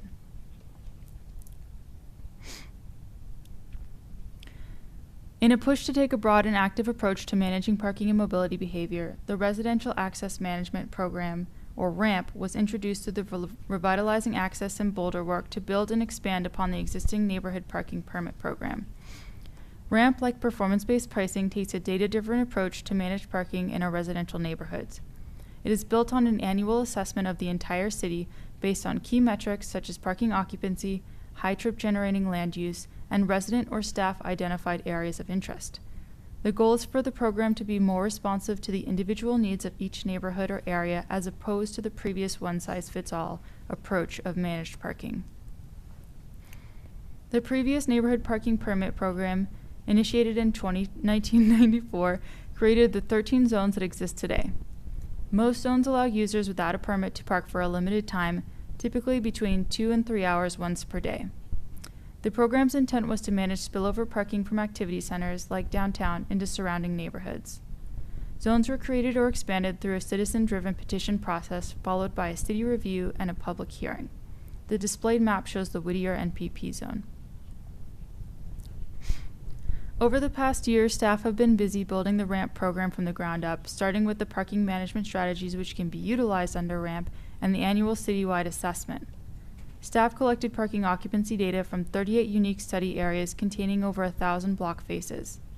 This being a new program and having never conducted data collection on this scale, staff turned to a consultant for help with the data analysis. To understand the trends of parking occupancy, the data was analyzed by season, day of week, and time of day, resulting in 12 categories. In each category, the maps display the peak or highest observed occupancy. These occupancy trends will help staff and the public understand when these areas are most utilized. The end result is a tremendous amount of data which will help inform decision-making and help staff track occupancy trends over the years to come. Staff have only just begun to study the results from this first year of data collection, but found that overall, the existing NPPs assist in keeping parking utilization below 85% in the managed zones. Certain blocks within existing NPPs have peak utilization above 85%, mostly in the transitional areas such as the residential blocks surrounding downtown. These high occupancy areas will continue to be flagged as priority A to determine if additional management strategies are needed. Staff also noted that the blocks just surrounding several of the existing NPPs were flagged as being highly utilized and indicate that several existing NPPs may need to have their current boundaries evaluated to determine if any changes are recommended. Here we can see the key metrics for what thresholds need to be met for staff to consider adding a new managed parking zone or adding blocks to an existing managed parking zone. The metrics include parking occupancy, visitation, zoning, barriers to movement, and resident petition. If any existing zones do not meet key thresholds for 3 years in a row, they may be identified by staff for termination. Residents in existing zones may also petition for removal of a zone or part of a zone, which will trigger a review by staff. Once the key metrics are met and a corresponding petition has been received, staff begin work on drafting the proposed boundaries, management strategies, and hours of enforcement for the area based on the observed metrics. The proposal is then sent to all potentially impacted residents in the area to solicit feedback and encourage engagement in the public process. A public hearing is held with the Transportation Advisory Board, and the proposal, along with TAB's recommendation, is sent to the city manager for approval and then to council as a call-up item. I will now show an example of the study results from an existing NPP zone and its surrounding blocks. Here is a sample of the results from the current Whittier NPP zone from a typical summer weekday between 3 and 9 p.m. Note that overall, the parking occupancy is between 50 to 70%, which is in the optimal range, but that some blocks closer to downtown have a much higher occupancy and might benefit from additional parking management strategies.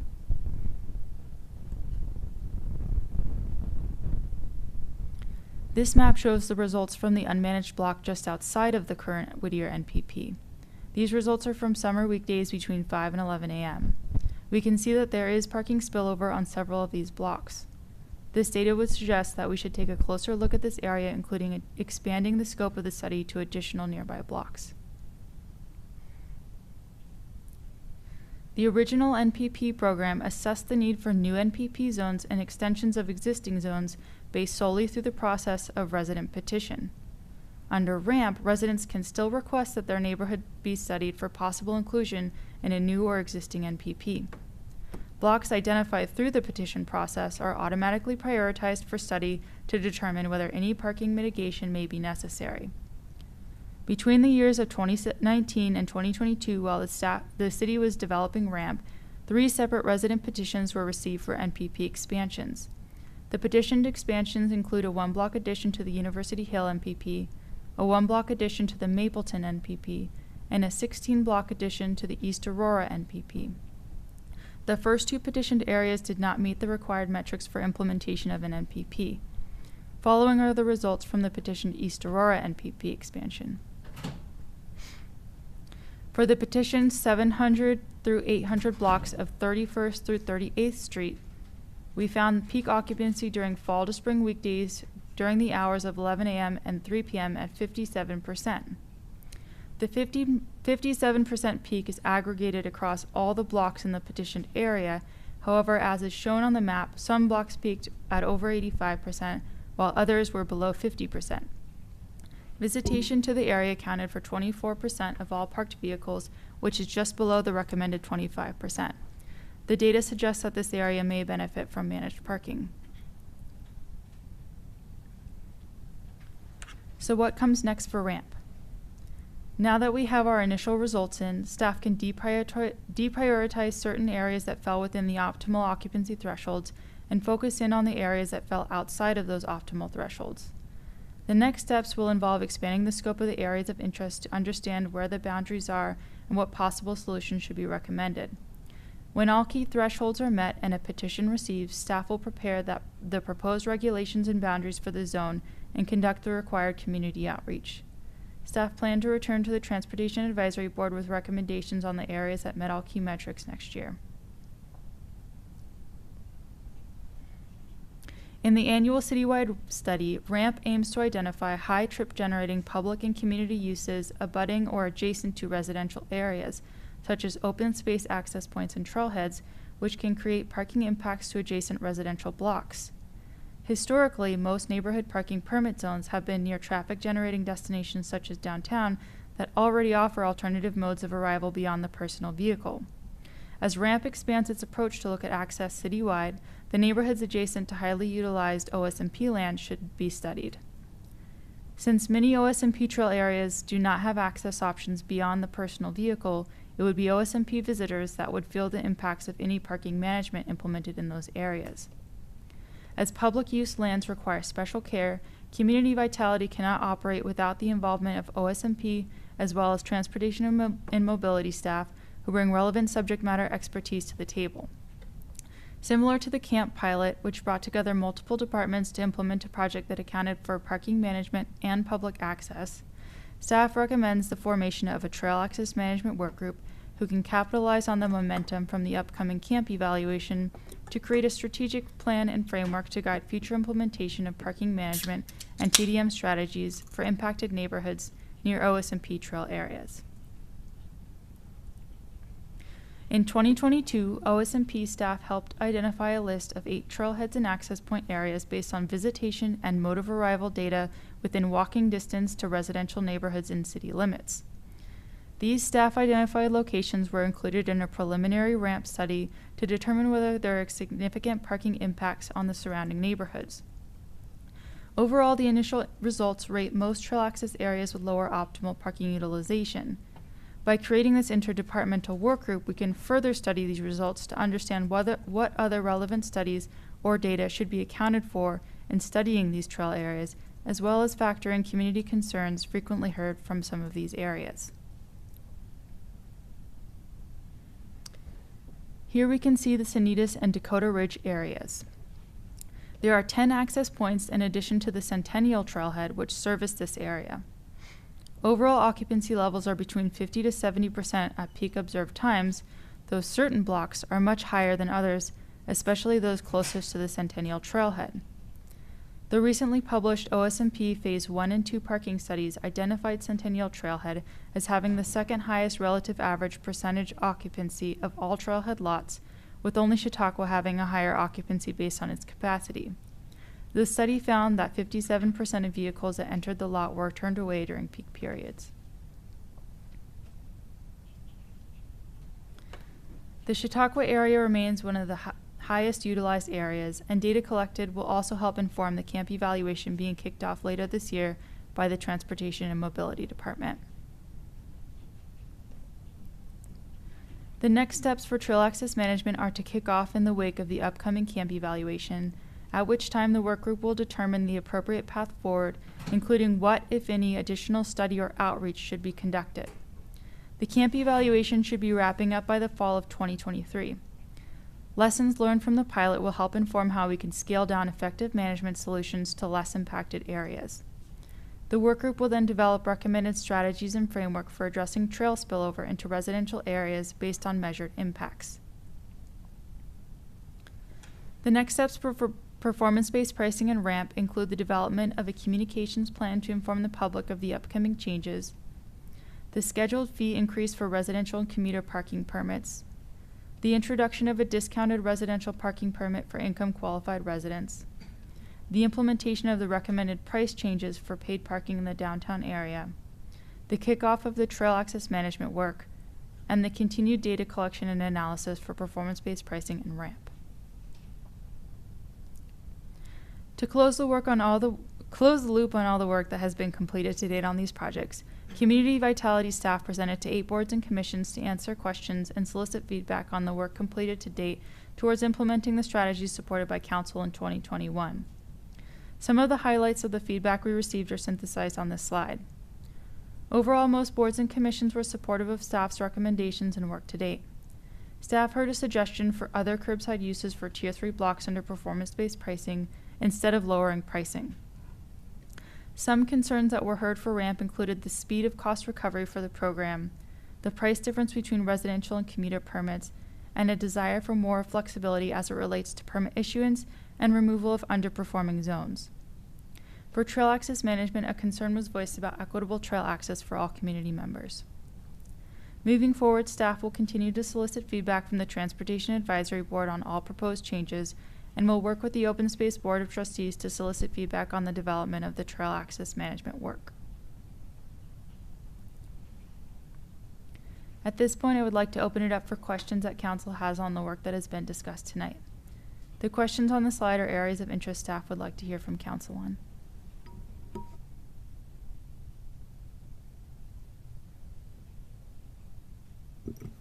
Great. Well, Sam, thanks so much for that, and great to have you here for the first time. Good to have you on the team. Thanks for all the work that you're doing. So questions for staff before we go to answering their questions for us. Tara. I was on Chautauqua Access Management Plan, as everybody knows, because when you did all those forums with me, I mentioned it like 1,000 times. So. But it was why I'm here today, right? Because it was such a great experience to be in that working group that I loved it, even though a lot of people in the neighborhoods did complain, I'm not going to lie. But that's a whole nother story. Not you, Sven, because you were awesome, just to be clear. Okay. And I'm really glad that you're here because I do my hiking at Shanahan Trail. Well, I have a secret place, so no. But that's a whole nother story. Just to add some humor with parking. You know, we need parking humor, don't we? Okay. So my first question is we had Chautauqua Access Management Plan in what, 2016, was it? So we've had a pilot program. What year is this? 2022? 22, I think. 17, 18, 19, 20, 21, 22. 6 years of a pilot program. Is this the first time we're thinking about how it worked, or do you already have some ideas about how it worked? Well, the pilot was initially scheduled to run for 5 years, and it was extended last year for an additional year. So that's... Sure, and a little bit more detail on that. Thanks, Sam. And thanks for the question. The pilot was established for 5 years, allowing for 2 years for evaluation. Data has been collected every year of the program. We have extensive data. Nothing that we've collected so far is suggesting that it has not been successful. Yay. And so what we're really wanting to do is build on the good things that we learned from the program, We'll be working with Transportation and Mobility and Open Space and Mountain Parks in 2023 to codify the elements of the program that worked, and we'll be working with council on that, and then hopefully build off of those successes in other areas of the city that are experiencing similar challenges. Yep, we put meters in and we added neighborhood parking program, and we had a lot of community feedback from all the neighborhoods, and so that's one of the reasons why we're glad you're here tonight as one of the few remaining community members tonight. So we get to hear this soon, because I'm really excited to hear about it. Yes, it is a key work plan that will be on transportation and mobility as the lead on the camp evaluation with support from Community Vitality. Okay. Mark? First, welcome, Sam. I promise not to be mean. Oh, there's a first time for everything. Sorry. Sorry. Well, I was going to say, I can't promise the same to Chris, but I will not be mean to Sam. Just kidding, Mark, just kidding. It was a nice presentation. Thank Tara you. was going with humor. Just wait, vengeance will be mine. With respect to Tier 1, is your objective to get people to look for parking on other blocks, or are you trying to get them out of their cars entirely? What's the goal? Yes, so the goal is to have higher prices on certain blocks. If community members know that they can find less expensive parking elsewhere, then they'll seek it out elsewhere. Not everyone will know this, but we really only need 1 or 2 people per block to change their behavior in order for this to work. The idea is to have at least 1 or 2 open spaces on each block so that people looking for parking aren't cruising around. They can simply find a space. So those who know about it will be able to go to the places they know are less expensive, like our garages, which have a static rate that's lower. And then those that don't might end up paying the higher rate, but then maybe they'll figure it out while they're there and realize that next time they can change their behavior. Won't that be offset to some extent by people cruising around, first looking for something that is close into where they want to go at the higher rate, and then cruising around finding something cheaper? Is there an offset there?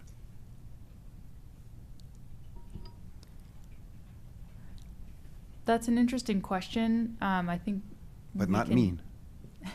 It might be.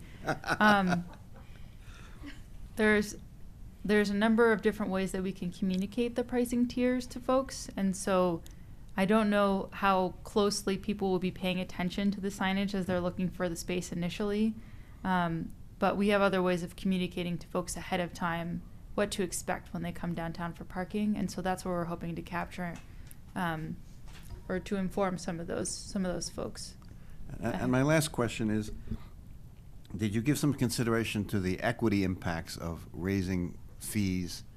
You've got restaurant workers who need to get to their place of work, for whom $5 an hour is not going to be very satisfactory. Is there an element of that in these calculations? Well, we are raising fees in some areas, but we're also lowering fees in other areas, which is also controversial in its own right. But there are options for parkers depending on what they want to prioritize. So if they're looking for a less expensive option, they can park further out or look for space in one of our garages and walk to their destination. Okay.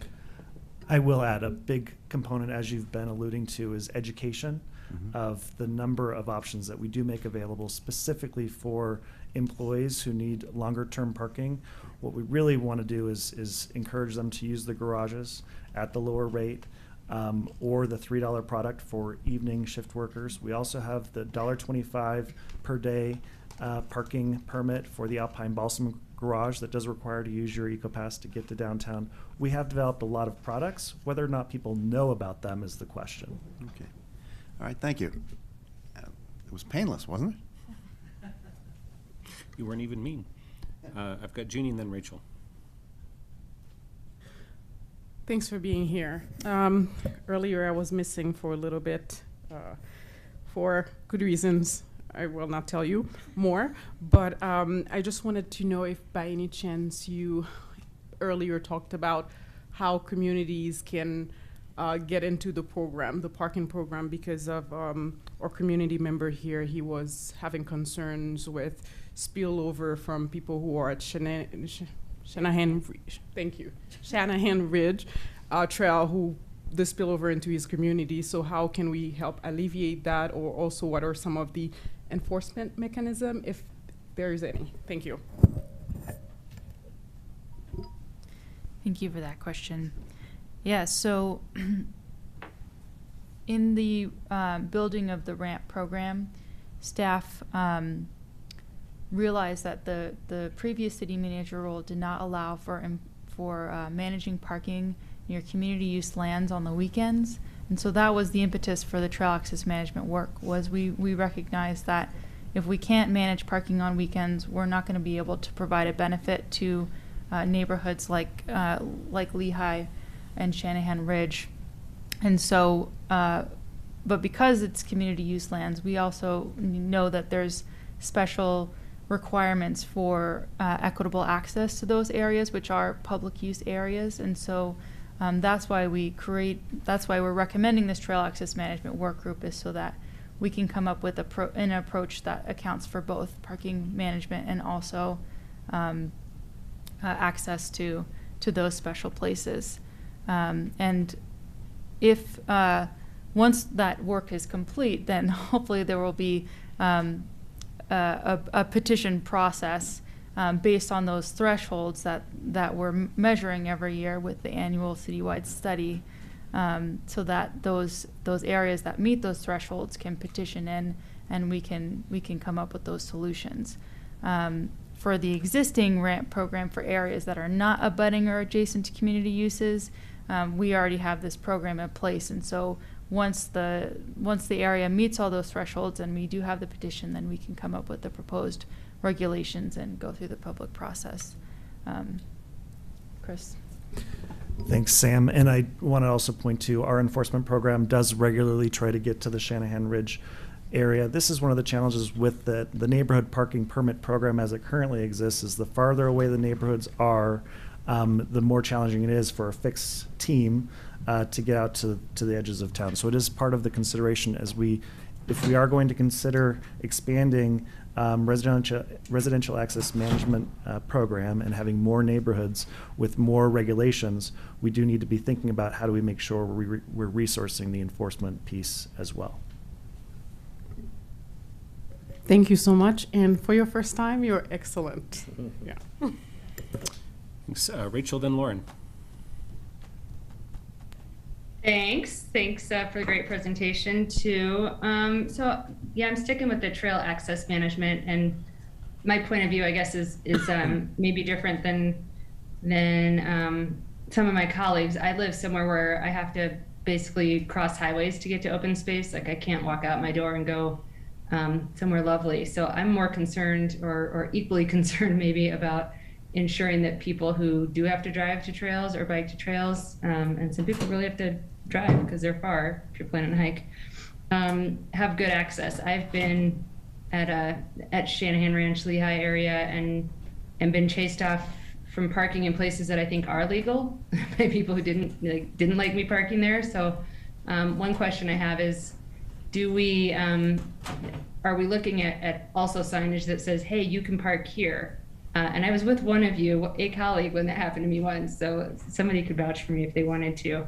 But it's not just making sure that residents have parking, but also people who have equal right to that land can access it. So that's one question, is sort of for signage that we're looking at, you can't be here, but you can be here. Do we ever look at that?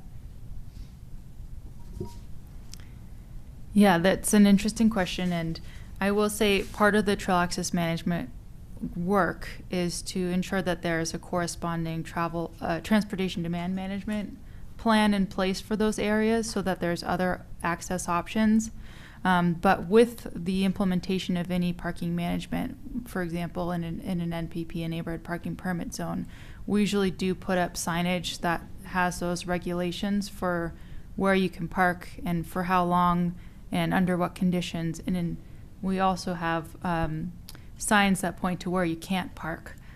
So for example, if you're too close to a curb cut or a driveway, not always the driveways, but certainly the curb cuts, there'll be a no parking sign with an arrow that indicates where you can't park too close to a stop sign or the edge of a curb. Okay, well, we'll get to comments later, but I'd be super unexcited about a program that makes it harder for people who don't live adjacent to open space to use open space. And then my second question is, in the memo, it talks about trail access management and OSMP participating in the next stage of that, or phase of looking at that. And I have just one concern, which is I was advocating to get with the sort of the city to look at being part of the county's shuttle that goes from Chautauqua to El Dorado, and wanting a stop at I think it was South Mesa Trailhead.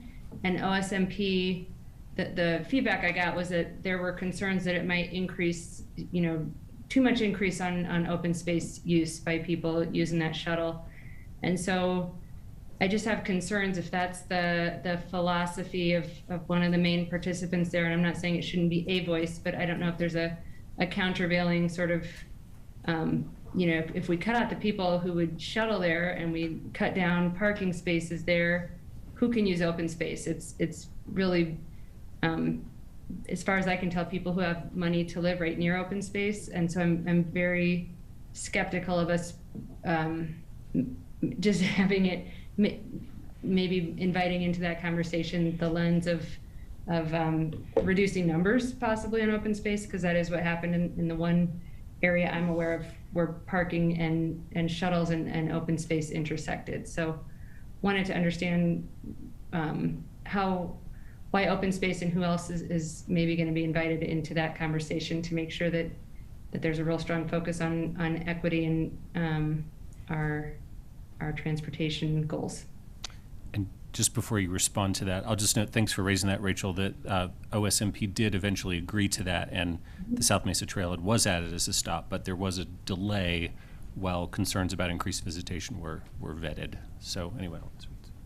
Thanks for that. That's right. Yeah, and so that's why transportation and mobility would be part of the trail access management work group, is to lead up the TDM management side of things so that we have a plan for access. TDM strategies can involve anything as elaborate as a shuttle, like the Chautauqua shuttle, but they could be much smaller strategies as well, like providing additional access for bike storage and things like that. So it comes in all sizes and shapes and formats, but that's why we can't operate in a vacuum and do need the assistance of transportation and mobility to help us with these strategies and framework. And then in terms of the equity piece, I mean, I know we all look at it, but we did delay to make it harder for people to, had to go farther to get to that one trail. Yeah, and I would add that on top of putting this work group together, again, we are leading out with the camp evaluation. So it really is a great example that we already have in our community of a high demand trail area where these questions were posed, and there was a lot of work and resources allocated to make sure that we were able to provide equal access to the greatest extent possible. If there's more that we need to be doing in Chautauqua, that's a conversation that we want to have with Transportation Mobility and OSMP in the camp evaluation process that will lead into lessons that can be applied in future areas such as Shanahan Ridge or Centennial or Sanitas trailheads. So my questions. Thanks, Rachel. Lauren? Thank you, Erin, and thank you guys for that presentation. So first, I kind of wanted to touch on why you're making recommendations for reducing costs in some areas. Is that, my initial understanding was that we're mainly trying to look at shifting behavior so that that the areas that are most densely parked most often might, some pressure might be alleviated. And so that people aren't doing that circling the block thing as much. Is that true? Is that why we're looking at also reducing prices in some areas?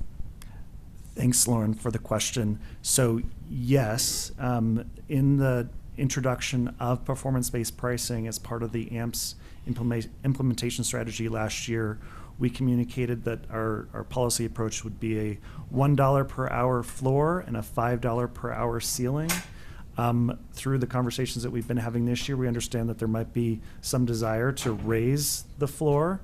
Right now, our rates are $1.50 per hour. And so with these changes, we would be, based on the previous conversations that we've had and the policy that we discussed last year, we are suggesting that we would reach that floor with some specific block faces in town. If there is a desire to revisit that floor, we can certainly explore that if that's the will of council. But again, the dynamic is trying to make sure that we're educating folks on where they can get affordable parking. If we are going to be raising parking prices on block faces that are highest demand. And if we don't have those lower rate areas, it's less compelling for folks to really understand why we're doing this work. Okay, in that vein, I guess I was wondering, because you did the survey looking at utilization rates and then we're looking at pricing, it seems like purely based on utilization rates. Like, I guess I'm wondering if the places where we're looking at reducing fees would be not just where there's lower utilization rates, but where we think that that change would have the highest impact on behavior. Has any thought gone into making changes beyond kind of what the data shows, taking that kind of thinking into account? Or do you think that the best way forward is to base those changes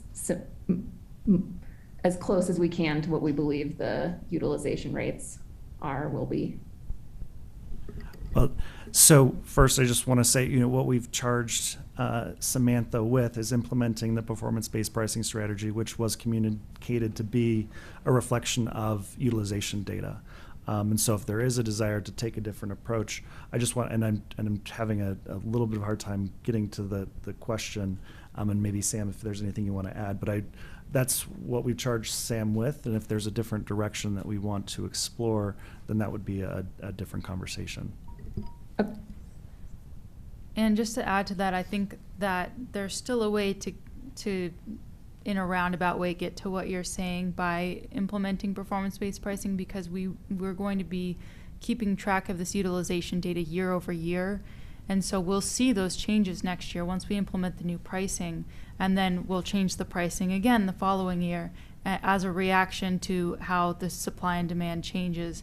And so I think that, by using utilization data, we'll still get at this kind of behavioral shift that you're asking about, and hopefully that's helpful context. But because it's not just a one-time change, this is a program that will monitor this utilization data annually and make changes annually based on how things evolve and change. We can approach that. Okay, thank you. Another question that I have is around garage utilization rates, just because that's sort of been mentioned as where one of the places we're trying to get people to move to. And I'm wondering if we have data on when those are full and if they're full at the same time as the street parking, and like, are there actually places that people can park that are more affordable? Yes, thanks for the question, Lauren. We do collect and keep extensive utilization data for all of our on-street parking where it's paid, as well as garage parking. Right now, post-pandemic, given the the daytime employees who have not been returning full-time. Our utilization rates average about 50%, 56% overall for all garages. The Spruce Garage continues to be, prior to the pandemic, and continues to be now our highest utilized garage. It does regularly fill up, primarily on weekends. And then we are still experiencing peak utilization in both on-street and garages, and full garages around Memorial Day weekend with Boulder, Boulder Creek Festival, big events. Parents Weekend is always really big. So we're at a point where, fortunately, our garages aren't filling up every day, because if that's the conversation we were having, then we'd have a lot more to be talking about when it comes to providing more parking or trying to solve more traffic congestion challenges. But we do have days in the year where our garages are fully utilized, and it is the same days that our on-street system is also fully utilized. Thank you. And then moving into the sort of trailhead management parking, I guess I'm a little bit unclear as to the need that we're addressing. I mean, I understand, I live in Shanahan Ridge. I understand that there are a number of people who come and park at the trailheads, particularly on weekends, but I don't know that the dynamics are quite the same as in other areas where we have managed parking. For instance, you know, people generally aren't running errands. It's not the kind of like drop-off parking situation that we see downtown. And also in terms of like the residential parking, you know, predominantly or at least in Shanahan Ridge, you know, these are neighborhoods where the housing is mostly in compliance with our zoning that requires houses to provide an off-street parking stall. And so it seems like a permit system for residences where parking is predominantly provided on properties. I'm just a little bit unsure how that, again, what the need is exactly that we're solving for. And sorry, Lauren, you got a question coming in? Yeah, could you maybe go into a little bit more detail as to why we're looking at this and what we're hoping to solve for with the trailhead? Thank you for the question, Lauren. I think that's really what we're posing to council tonight, is we do understand and appreciate that there are parking challenges. There are hotspots around the city associated with access to public lands, and we're exploring the possibility of forming this ongoing work group that would, like we've done with camp around the Chautauqua area, take a look at possible management solutions and that balance all of the different needs and challenges for residents and for trail visitors. If that's not something that council would like us to be exploring, then this is your opportunity to tell us. And we have plenty of other parking challenges and other work plan items that we can be exploring outside of that. But we do know that there are members of the community that have continued to express a desire for not just an enforcement approach, because that's really been our approach right now. Is we have parking rules. There are folks who are breaking those rules, and that's happening more frequently in these high demand areas, and we can continue to just throw enforcement at it, or we can explore other options that will help manage that differently. And so if council would like us to continue exploring those options, the Trail Access Management Work Group is the strategy that we're suggesting. Thank you. And kind of following up on that, what are we're always told that there are impacts for choosing these things and on-staff timelines and things. One area that this council seems particularly excited about is the implementation of the CAN program. And you mentioned that some of this would be through transportation, would involve transportation. So would there be impacts on how quickly we could implement things like the CAN program if we decided for or against the trailhead parking program? That's a really good question, and I can't speak for Natalie in Transportation Mobility. I'm not sure if Natalie's on the call, but it's a really good question, and I don't know that what we've envisioned right now, and Sam, correct me if I'm wrong, is a huge draw on Transportation Mobility's staff right now. We meet with them regularly on a variety of things, and so Trailhead Access Management will just be one of those. Because parking is not a topic that touches just one department, and it never has been, and it never will be, no matter where parking might live in the organization. And so I just, it's a topic that we all have different passions about, and we're going to continue to work with Transportation and Mobility on this, whether or not it's part of Trailhead Access Management or other work plan items. But over time, perhaps it could, if there is a suggestion that we want to start a shuttle system associated with trails across the city. That is a work plan item that could be contemplated in a future budget cycle, certainly not in 2023. So more to come. Okay. Anything else, Lauren? Thank you. Great, and I got Terry here, but maybe we could, I think we're trying to express some feedback here, so maybe we can wrap up our questions and then move to the feedback. Tara, and then do feedback, let other people talk. Do you have a question? Yeah, I just have one follow-up question about the work group for the trail access management.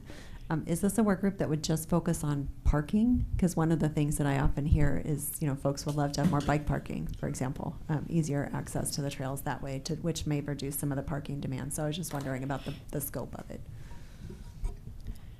Yeah, the scope of the work group would be looking at both parking management, but also TDM strategies. So it would be looking at alternative modes of arrival for trail visitors. Okay. Maybe we can move on to the questions for us then, if that's good enough for our questions. So question number 1, does council support the implementation of the recommended performance-based pricing changes? Who wants to get us started? Tara. I really liked it. And the reason why is, Is first your of microphone on? all, my microphone, I forgot. It's such a small group, I didn't even think about it. I really liked that presentation, and I really liked the recommended performance-based price changes because you had this entire section about equity, the equity tool in the back that I found really interesting. One of the things we're trying to do, and some of us are on committees to make the downtown more welcoming, for instance, like Bob, and to make the downtown more welcoming to all, skyrocketing parking is not going to do that, in my opinion. So to have alternatives would be really important. And besides just the lot, I really like the idea of lowering the parking in outside areas. I know anything that makes somebody say, I don't want to go downtown, is something the business community also would not want. So parking strategy is a funny thing. Like, how do you get more people to come downtown? How do you also work on our different modes and work on our climate goals and at the same time not lose business? It's a very tight path. And so that's why I liked it. I feel like you really did talk about a lot of different things. And even though I really don't like the $5 personally, because something about small town Boulder where you can just go downtown and it's not a fortune, like for instance in Philly, it was like $16 an hour. It was crazy. It's more of a small town feel here, and I like to keep it that way, but I understand the reason for doing it. And so I think as long as we have other options, less expensive parking in the outer areas and in the garages, I feel like that will take care of the other side. So you're looking for the right word. It could be ameliorate, but maybe it doesn't. So that's what I have to say about that. Great. Bob? Well, I'll just agree with Tara. I understand that people may have some reluctance to lowering price in some places. I get the fact that we have this wonderful goal of a car-free world that may happen someday, but it's probably a little ways off. There's some people who just need to drive because of mobility issues, because they're coming from a long ways away. We do want to welcome people to our town from other places. Ooh, is that me? And so I think for us to to have an effective differential, we need to have a differential. We can raise some prices, and there's a bit of a differential there. But I like what you guys have done with lowering some prices as well to kind of move people into those places where there's less usage and to change some behavior. And then again, as Tara said, we have this overriding equity issue. We have employees who don't make a lot of money who need to come downtown to work, and we want to give them inexpensive options, inexpensive places to work. And if we only raise prices and didn't lower some prices, we're going to price some of those people out of jobs, quite frankly. The number one complaint we hear about downtown is people's perception, and I think it is a perception, but feelings are facts, that it's too expensive to park or there's no place to park. And I think if all we did was raise prices, we would just feed that perception, and there'd be a greater belief that downtown is not a place to go, either from people in our community or people outside of our community. So I think you guys have hit the nail right on the head as far as demand pricing, make expensive places where people tend to park right now anyway, and if they want to pay that higher rate, that's swell, and but also keep it low or lower it for our employees and for those people who are willing to walk an extra few blocks in exchange for lower pricing. So thanks for what you did. I fully support what you proposed. Thanks, Rachel. I think for the people who want to walk a few blocks, there's already like free places to park near downtown. One of my kids worked at a downtown restaurant and I think parked near Casey Middle School, and she didn't want to pay. So I guess I just don't think we have to lower costs. I think that that is just feels like a bit of a move in the wrong direction for our master plan and where we're trying to go, and really nudge people out of cars. And appreciate Tara, it is a small town, but one of the nice things is it's also really easy to bike places and use the public transportation to get around here. So I also think it's not that much of a differential that for a lot of people, they're probably not going to even appreciate, the dollar difference to research where you can park versus not. And I think that for people who really need it, they'll probably continue to look for free parking, which is what a lot of us do if we have to drive down there. Thanks. Great. Junie, then I'll call on myself. Yeah, thank you. I remember when you came last year with this discussion, and I remember I was one of the few who were skeptical about the rate increase because of exactly what Bob said about the impact on some of our workers, lower income workers. I'm a working woman, and I can tell you, I do really think about where I'm going to park. And in Boulder, if you're not wealthy, it's very hard for you to live near downtown. It's very hard to live near these accessible bikes and trail areas, right? So some people have to drive because it becomes a necessity of everyday life. But ultimately, I support your recommendation, but I did hear something that one of the speakers said earlier. Subsidizing parking is like subsidizing driving. So I think, again, part of it is having that equity piece and looking further into this to ensure that all community benefit. But ultimately, I support the recommendation, so for performance-based pricing change, yeah. Thanks, Jeannie. So I'll go ahead and call on myself. I think overall I do support where you're going with this. I appreciate all the data and the analysis of the different parking utilization, different areas. I think this data is a really great thing to build upon, and then adjusting, increasing the price where the utilization is high enough that there's no available parking. I would not, personally, I would not reduce parking price at this time. I think our garages offer a great lower cost opportunity for parking in the city, particularly to the lower income workers with the evening flat $3 rate. So I think we have a great option there. So I would stick with I would shift our floor, which it currently is, to $1.50 and raise where you propose to raise it, and then continue to evaluate year after year. But I think overall you've got a great plan. And then maybe I'll move us towards a straw poll here in a minute. Lauren?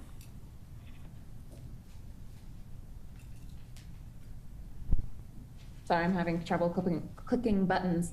Yes, you stole what I was going to say about the parking garages, and for the same reasons that you mentioned, I feel similarly. Great. So, so let me just ask: does anybody have any disagreement other than for some of us disagreeing with lowering the price? Any other disagreements? Okay, not seeing any. So then maybe I could call for a straw poll because I think we're split on this. So maybe if you could raise your hand if you support lowering the cost of some of the on-street parking. Do a straw poll. Yeah. Yeah, go ahead. Pop in. So as I was reading this, right, it seemed like everything was kind of interconnected and tied together, this management strategy that you have. So my question is, if we were to, change one of the areas, how does that affect the rest of it, or does it at all? Does that make sense? Because it seemed like it was just all connected, right? The strategy that you have different kind of bands and places. And so I'm just wondering if one changes, does that impact? And just to clarify, when you say one change, are you referring to like changing the pricing of one block in particular? Or like the bottom tier price? The bottom tier price is what I was talking about. Yeah, that's basically what some of my colleagues are suggesting. I was just wondering how that impacts overall strategy, if at all. Right, and so right now our sort of base price is $1.50. So for next year, if we're talking about not lowering the price for some of those blocks from $1.50 to $1, they would remain at $1.50, and then we would just have basically two tiers. We'd have a $2 price block and a $1.50 price block, and then our garages, right? And so in future years, that will continue to change because every year we can either raise or lower the pricing. So the blocks that are $2 next year could be $2.50 the year after that, and then $3 the year after that.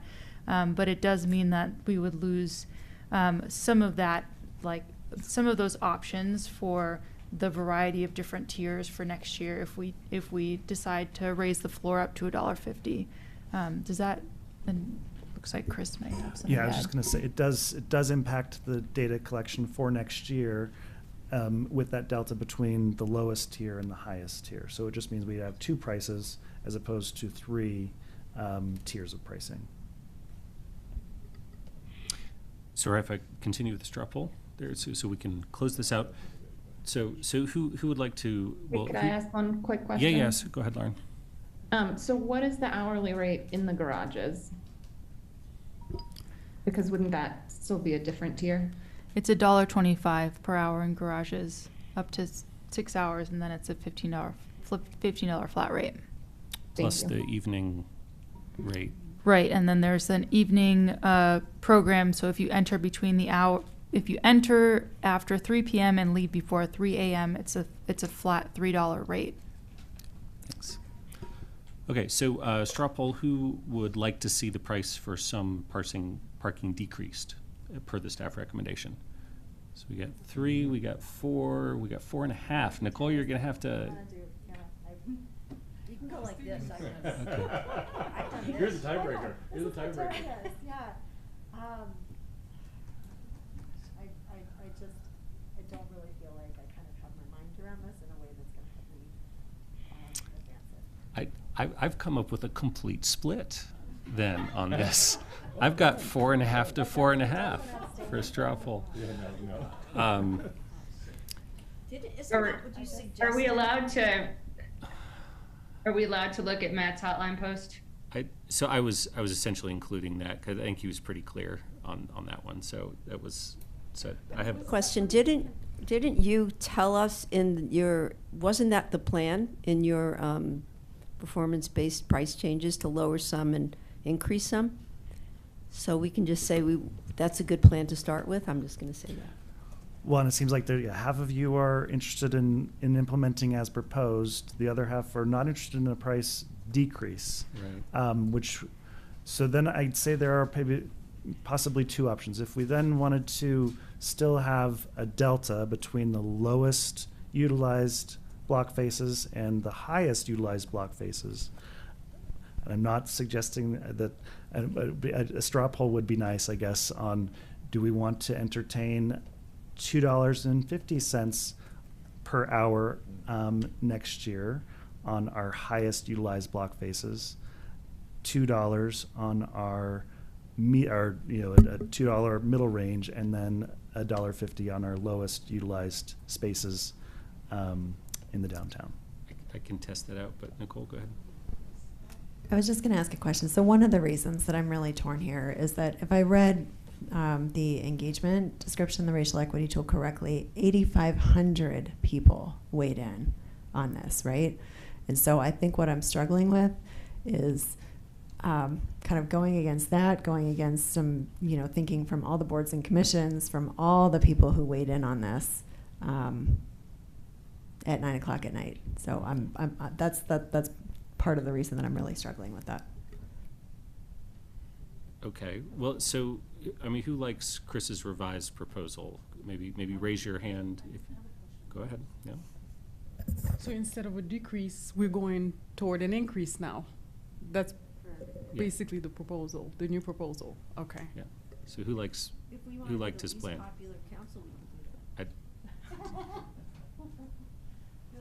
Yes.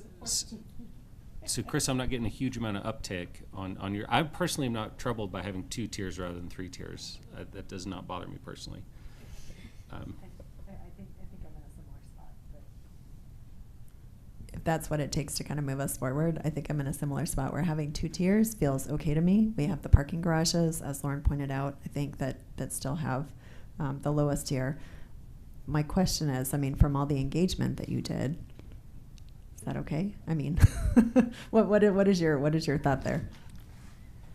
Well, I guess I am a little unclear as to whether we're proposing 2 tiers for just next year, or if we're proposing that moving forward, we don't lower in areas, we only raise in the areas that qualify. And so that's where I'm a little confused. I think, as I've understood it, is to say it's not about some grand future plan. It's about don't lower pricing next year, set the floor at $1.50.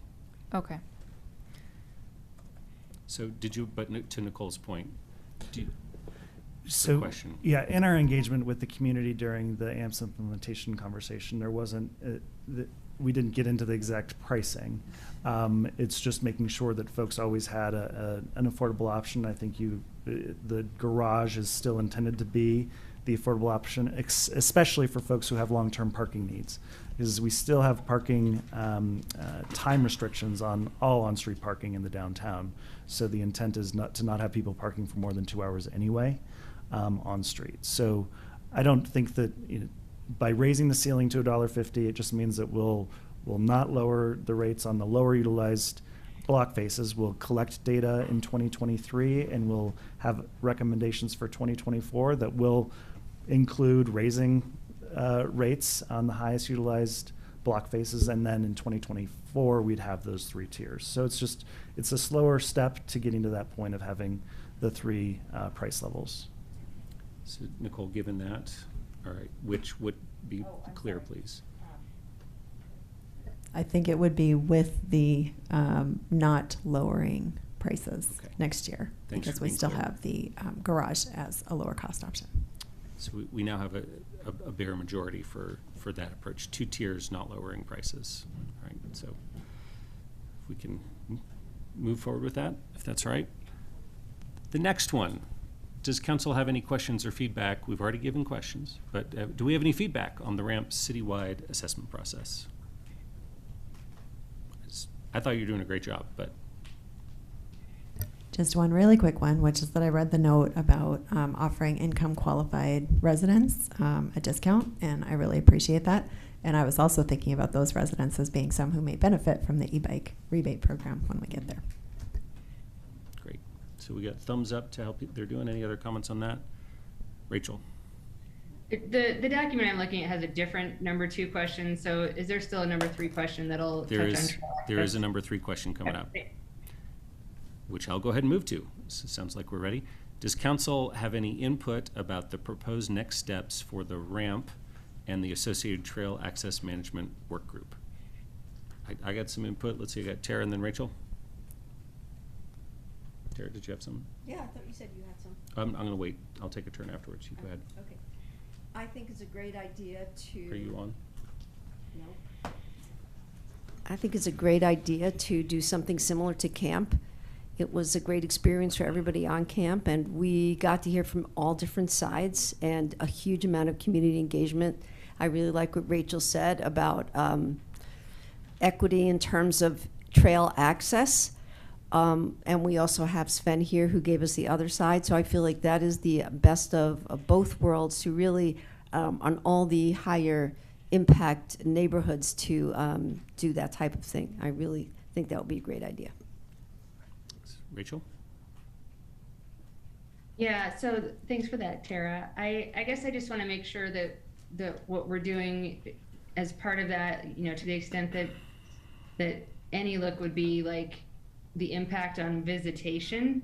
I think that if we're worried about any trails being overused, the answer should not be through parking or transportation, because that to me just gives like priority access to people who can walk to those trails. So if open space is worried about, in some spots, which it sounds like they are, trails being overused, then I would not like that to be part of these conversations.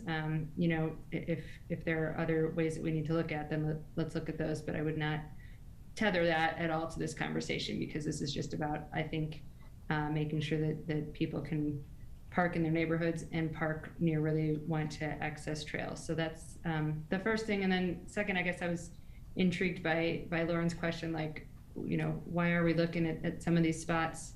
And I guess I would just want to be sure that in looking at this, we're not making it easier to keep people out, because I'm worried that by focusing on like you know, parking permits, then it makes it harder. If those, you know, we always talk about like you don't own the street in front of your house, so I would not want for people who have ample, you know, driveway parking to turn that into a much harder trail to access in a lot of those neighborhoods. So I think that's maybe where Lauren was going. Sorry if I'm paraphrasing or misphrasing your thought there, but I guess I'm still a little bit unclear on where we're trying to go with that and why we're trying to go there and who it's going to benefit. And it's not to be insensitive to people who struggle, you know, with a teen parking in their front, you know, out front after school or whatever. That is, I'm not insensitive, and that's a really popular hiking area that I think we should have, as Nicole said, better bike parking and you know, more easy, as Tara was getting at, shuttles to the areas, but just would not want to do anything that makes it harder for people who don't have what must be really nice of trail access out your backyard, to not make it harder for those people who are Boulder residents to enjoy what we all should be able to enjoy. Thanks. Thanks, Rachel. I'll call on myself and then go to Lauren. I'd agree with generally Rachel's comments here. I think this is an issue that deserves looking at, right? I mean, we've heard from, we have a very long-suffering community member here who's dealt with issues in his neighborhood. And so I think it's important to take those seriously, but I also think we need to look carefully at the equity issues in terms of access to our public lands and how access to publicly owned parking and publicly available parking, you know, and make sure that there's still access to publicly owned land through publicly owned right-of-way. So while still taking these things into account, I think part of why camp was so successful up at Chautauqua is the variety of options that we offered, right? So that we had the transit piece in there, so that we were like, okay, maybe it's expensive now, but you can hop on the bus. So there are options. So in some of our more remote trailhead areas, that may not be feasible, you know. But if it is fantastic, like Sanitas, for example, I would so love to see our shuttle extend up to Sanitas. I think that would be phenomenal, and then you could institute, you know, some more parking controls, et cetera, et cetera. So I think we need a holistic set of tools, which I know you're thinking about as well. But I would definitely look more towards applying more controls to where we can offer more options primarily. And then just the other thing is that this is, I think, valuable work to be working on, but we also continually hear about a lack of capacity to address priority projects, right? So we know we want to look at the downtown and potential parking and access and street changes there. Transportation is super busy with CAN. So I wouldn't want to see this push out our other initiatives. So to the extent that you can integrate it, fantastic. But I wouldn't delay other important work as we get this started, because but it's good work to be doing. So that's my thoughts. Any others? We got Lauren and then Bob. Thank you, Aaron. Yeah, I think for me, one of the most important things is that we are, we have projects like the CAN project and things like that that really represent trying to deal with some serious life safety issues for our community. And so I want to make sure that, anything that is prioritized. And being sensitive to staff resources, I think that I just would like to see kind of feasibility, or I like Aaron mentioned, extending the shuttle, things like that that can be easily done and provide a lot of extra options for people, I think are great. I do worry about spending a lot of time looking at parking programs that are the cost to implement would be it seems like it would be higher than it is in other areas of the city, which we know that we already aren't necessarily capturing our costs on.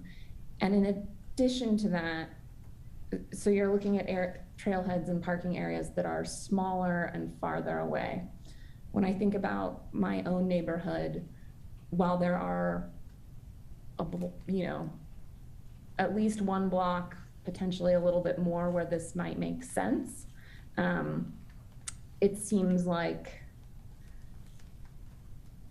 that you're quickly going to run into parts of the neighborhood where people are probably less interested in implementing something like this. I don't know that, for instance, I'm like 3 blocks from the trailhead, and I imagine that in my neighborhood, people would be more, residents would be more concerned about the increase in costs than they are in having to deal with the occasional person parking in our neighborhood. So the fall off is really quick around those trailheads in terms of what blocks are affected. And so the cost to implement these programs is then borne by a smaller number of people. And it just, to me, it feels like it gets tricky economically really fast.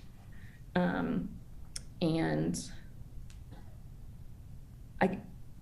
I'm in support of us looking at solutions. I just want to make sure that those solutions, again, like Aaron said, are about providing, I'm most excited about ones that are providing alternative options for people to access trailheads. Thanks, Lauren. Bob? Well, I'm hearing a lot of agreement with respect to asking you guys to magically strike that balance between providing good and fair parking for the people who are fortunate enough to live in those neighborhoods, but on the other hand, also not cutting off access or reducing the number of people who access our open space. And that's a really challenging job that you guys have. I don't know how you're going to solve that. I have to say that I am hearing a little inconsistency tonight among my colleagues, because on the one hand, we just agreed that it was okay to make it harder and more expensive to park downtown, but we don't want to make it harder to park near trailheads. And so I'm not sure what you do with that, but it does seem like we're making some value judgments here. And I worry a little bit about equity there, because we do have employees, we have a lot of employees who must come downtown to work. And, I love our open space, but it's a luxury. It's a nice thing to do. It's not something you got it unless you're working in open space. And I think they park for free anyway. It's something we do recreationally. And so it's a little troubling to me that we're saying we're going to prioritize parking for recreation over parking for people who want to go to, or need to go to work. So I don't know I'm just making an observation. I'm not making a comment there, but it is a little troubling to me that we're kind of picking winners and choosers here. So we're choosing pickers, winners and losers. It's getting a little bit late. So good luck with this and striking a balance. I look forward to what you guys come back. I do have a question. I don't think I heard from you all your timing on trail access management presentations, and I know we have lots of areas to look at. I know you're going to prioritize the highest pressured spots first, Can you give us any indication of those? Yeah, I couldn't quite read those before. So you're going to come back. I get the camp, but the trail access, the first batch will be in the fall of next year. Is that right?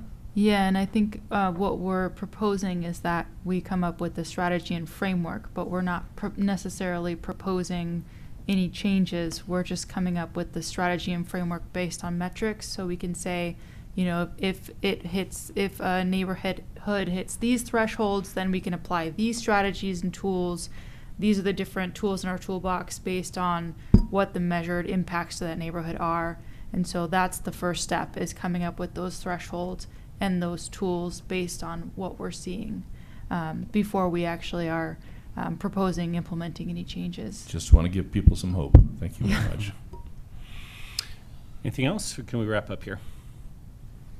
All right, seeing nothing else, I really appreciate all your hard work. Has this been clear enough for next steps? Do you feel like you've gotten what you needed? I have a question. I'm sorry. No?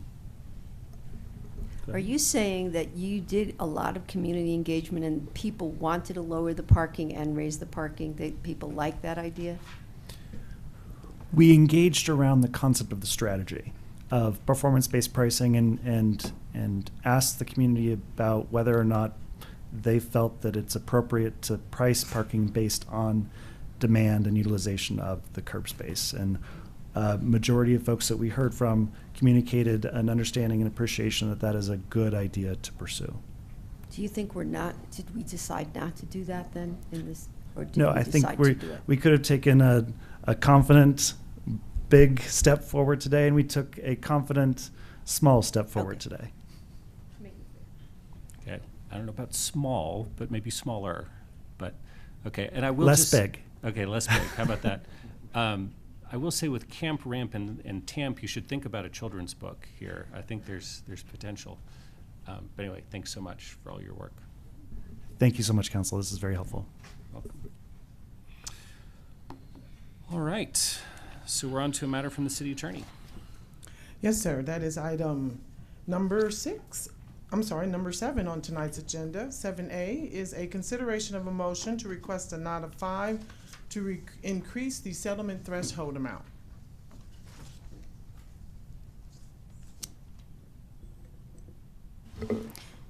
Council, if you'll give me just a moment to get set up here, I have just a really brief PowerPoint for you. Great. And just Sam, welcome again, and thanks.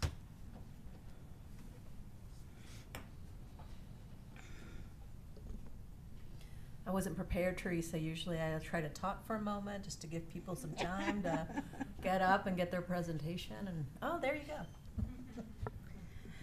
go. So all of this was in your materials, but just wanted to do a really quick, brief overview. As you know, I'm looking to see whether there's a nod of 5 to increase the settlement authority. Settlement authority is vested with the city attorney, with the approval of the city manager, up to a certain dollar amount. And currently that dollar amount is $10,000. That amount was established back in 1985 and has not had any increase since that time. To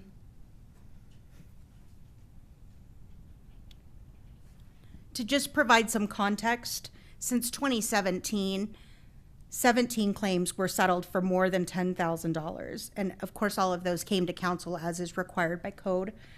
Of those 17 claims, 11 of those cases were settled for less than $50,000, which is the potential increase that I'm hoping we can discuss tonight, is authority up to $50,000.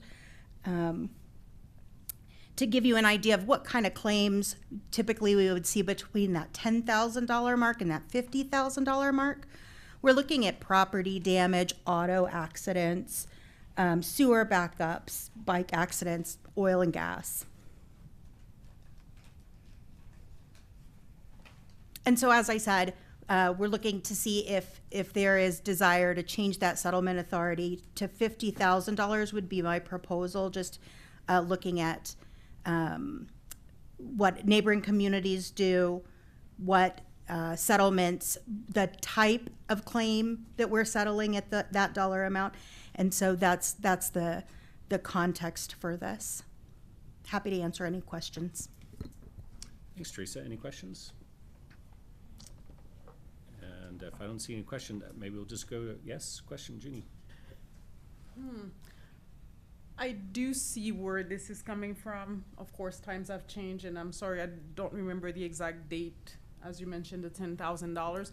But I'm wondering, what if it's something that is more like of a political question or political issues that concern council as well? How would you go about?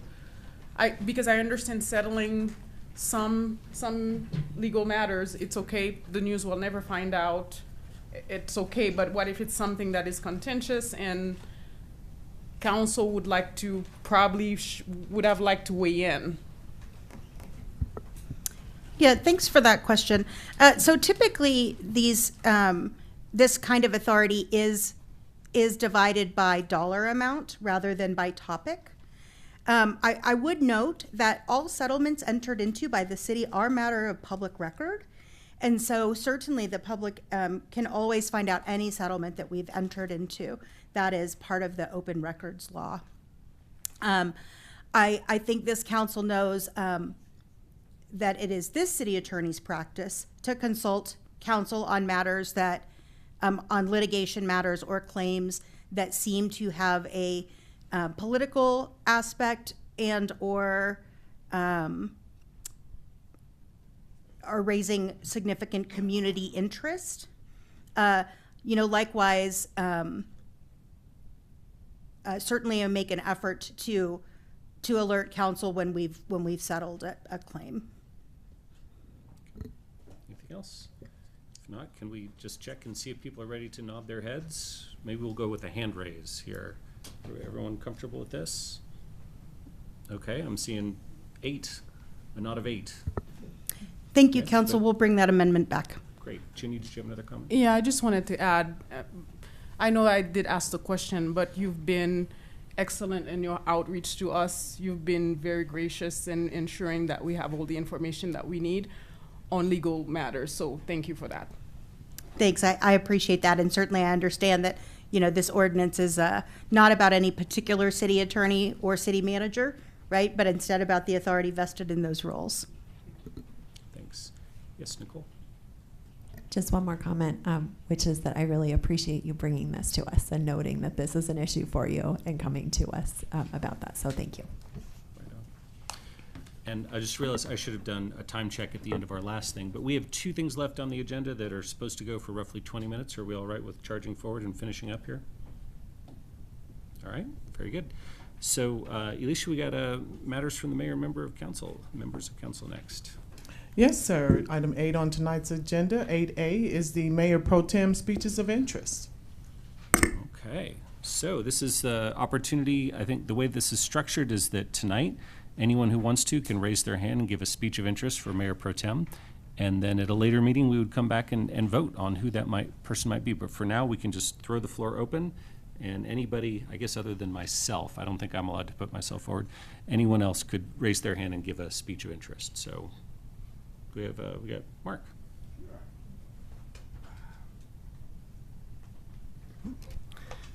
Although most of my colleagues will question the possibility of this, I'm actually going to be brief. Traditionally, the post of Mayor Pro Tem is awarded to the most senior member of council who has not previously served in that capacity. In this case, that would be me, and I hope that this council will adhere to that tradition. I would note that Mayor Pro Tem is not a political position and primarily confers the responsibility to attend CAC meetings and to serve in the mayor's place when he or she is otherwise unavailable. I believe that I have the skills and more particularly the experience after 3 years serving on this council to perform the functions of that office. I have no agenda beyond that. I do acknowledge that electing me as Mayor Pro Tem would result in 2 men in the positions of Mayor and Mayor Pro Tem, but that is a temporary situation. 2 of the 5 women who sit on this council have already served in this position, and I fully expect that in future years they will be joined by others some of whom may ultimately serve as mayor. I'd be honored to serve in the capacity of Mayor Pro Tem, and if elected, will perform that role to the best of my ability. Thank you. Thanks, Mark. Anyone else? Nicole? Thank you. And Elisha, do we need to say that we're nominating ourselves, or is it just kind of obvious? It's kind of obvious. Okay, also, thank you. and it's also your speeches of interest, so you can just start with that. All right. Thank you for checking, though. Well, thank you all for giving me this time to share with you why I'm putting myself forward for Mayor Pro Tem. As you've seen in this past year, I'm a thoughtful, evidence-based decision maker who may get tired sometimes, but is generally honest about the struggles we face and fearless in my dedication to finding solutions. You've seen me work collaboratively and equitably on our council agenda committee to help our meetings run smoothly and ensure everyone's requests for agenda items are given fair consideration. I am always prepared for our meetings and have not missed a single one since I was sworn in almost a year ago. And when I'm out in the community acting in an official capacity, such as speaking at the Rainbows Over Pearl event to kick off Pride Month earlier this year, I'm well prepared and I represent us with dignity. In council meetings, study sessions, and committee meetings, I am collaborative and respectful with you all, with staff, and with the community, even when we disagree.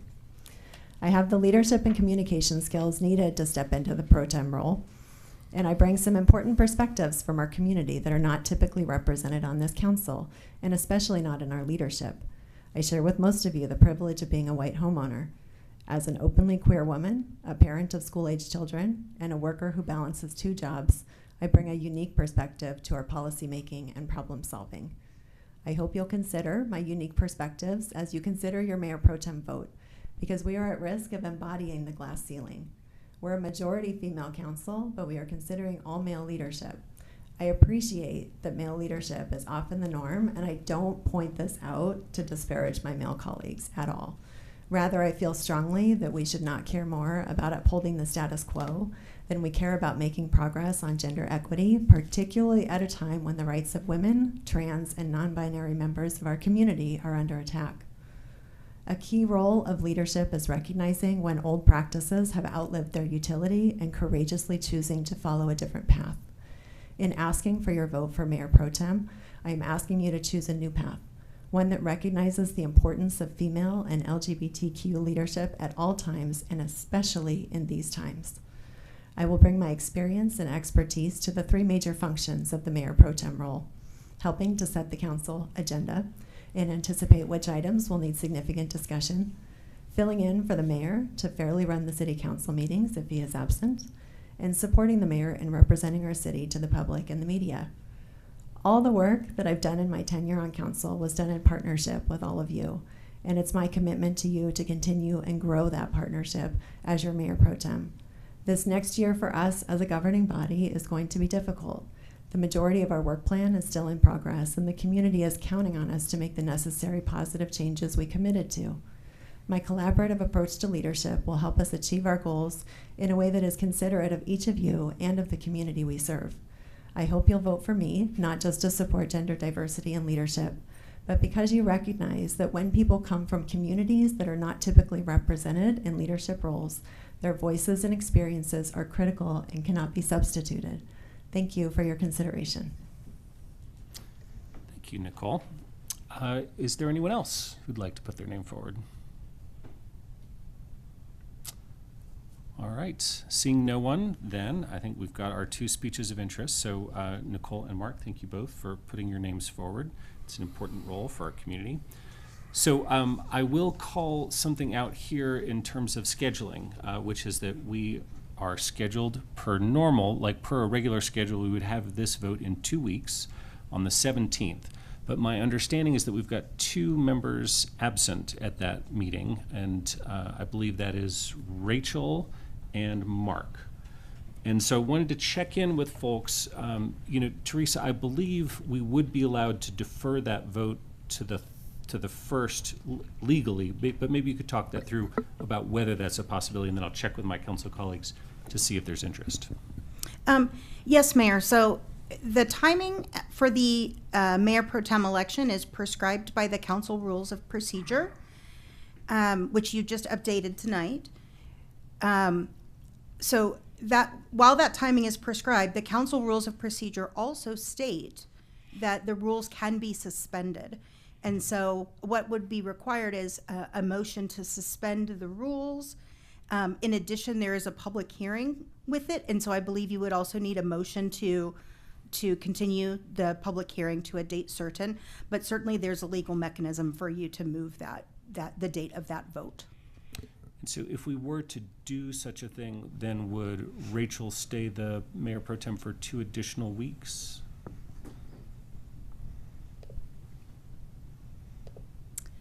Mayor, I apologize. I have not looked into that. I'm happy to have a look and get back to you.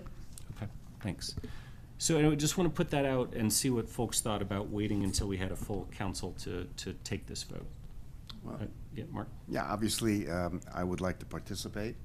I cannot participate on the 17th, and although that is a self-interested comment, I would like to be there, and I would like to experience the proceeding. And other, yes? I'm very surprised. I didn't know there would be an extension of Mayor Pro Tem Friend. Not that it, but I just want to understand what is the legal ramification before we make that decision. So is that something that would happen on the 17th? And I know you mentioned that you will get back to us on that.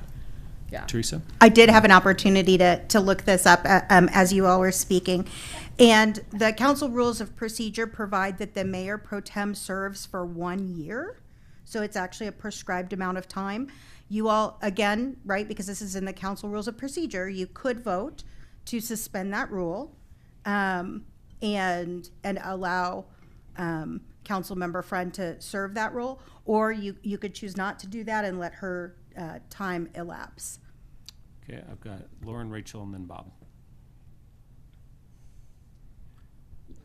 So I just want to clarify around the public hearing portion of it, because you mentioned that we could suspend the rules, but there would be a public hearing. Does that mean, would there be a public hearing for the rule suspension? And what meeting would that occur at? I mean, if, right, because our next voting meeting is in 2 weeks when we were scheduled or are scheduled to vote for mayor pro tem. So does that mean at that meeting we would have to have a public hearing to determine if at that meeting we were going to vote for mayor pro tem? Teresa? I was not as precise with my language as I should have been. The public hearing is for the mayor pro tem election. No public hearing would be required to suspend the rules. That is completely within the council's ability. It does take either a 2/3 majority vote or 5 members, whichever number is higher. Good clarification. Rachel, Bob, Nicole. I'm happy to serve or not serve an extra week as pro tem. So please do not read what I'm about to say as any sort of an attempted 1 week coup of this role. But I would love to have the vote extended so I could participate. So given that 2 of us are out, that does make sense to me. And honestly, I think we're fine without a pro tem for a week if that's the will of council. Yeah, until I get hit by a bus or something. Not that should happen, but Bob. I was just going to ask, we're talking about Rachel as if she wasn't here, so I was just going to ask her, if it was the will of council, would you be willing to serve another 2 weeks? Yes, I'm already going to be out that week, so, and then I think we're off the next week for Thanksgiving, so pretty easy duty then. It seems like a really light lift for whoever it falls to. Yep, happy to do it. Thank you. Thanks, Nicole.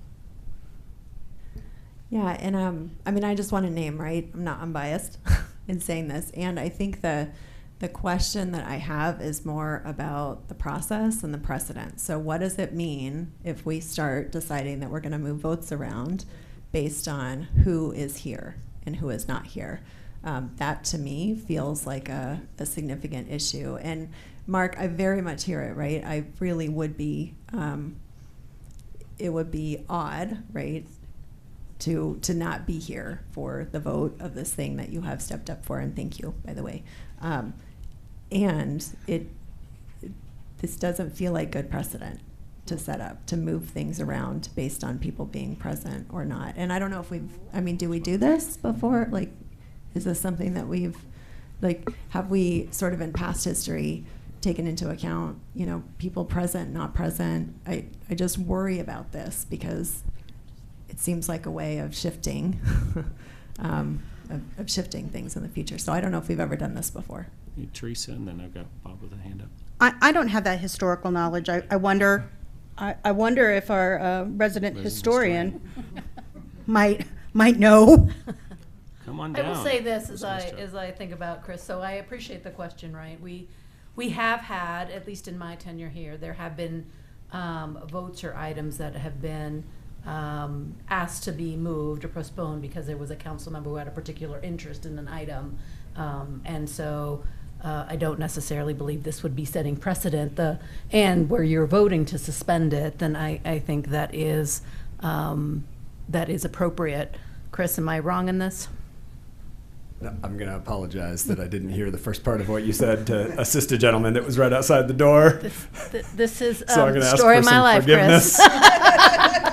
I was just saying that I believe that in the past that we have had certainly some occasions where an item has moved or not, that rules have been, or an item has been postponed or changed because there was a council member that was not present, had an interest. There have been discussions on the dais about the timing of certain votes, and I believe, at least in my time, I've seen that happen, and I assume that in your history you have seen that as well. That's correct. That's what my experience of council has been is if there's an agenda item that maybe is a very contentious item, that sometimes that item will be rescheduled to another meeting to ensure that all 9 council members can be there. So there is a previous precedent of doing that on agenda items that are out there.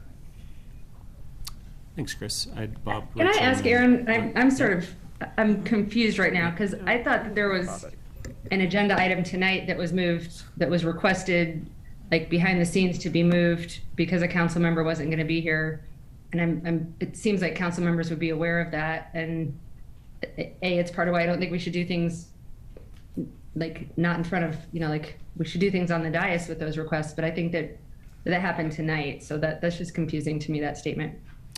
So I believe you're referring to the council rules and procedures things. That request came from Teresa a couple days ago, I believe, because you wanted to make additional updates. Was my understanding. My understanding Mayor, also, though. Sorry, go ahead. Both and that there was a request to move the item, and we wanted to package the item with some additional procedural changes. Okay, I don't think I saw the request to move from. I just saw it from you personally. I believe that. Well, it came to me. It may have had Nuria copied. Mm-hmm.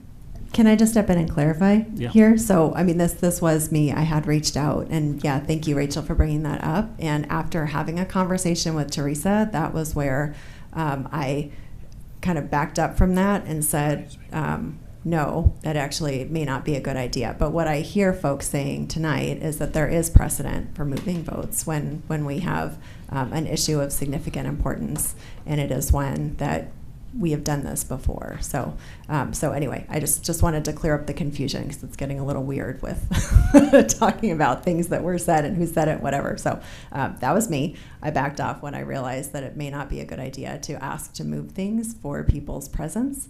And I also just want to recognize that having heard there is a precedent for it. Thank you. I understand that better now. Okay, thanks for that, Nicole. So are you, to clarify, are you comfortable then with this, with delaying until the 1st? Is that all right? Okay, so anybody else that wanted to, personally, I have seen us wait until we have 9 council members on issues that there's some disagreement on. So I think it's a reasonable thing to do, to wait until the 1st, just for 2 weeks, if council is amenable. So, okay, so I'm not seeing any other disagreement at this point. I appreciate the discussion over it. So then, from a procedural standpoint, Teresa, would we have a motion on the consent agenda on the 17th to suspend the rules of procedure to move it to the 1st, December 1st?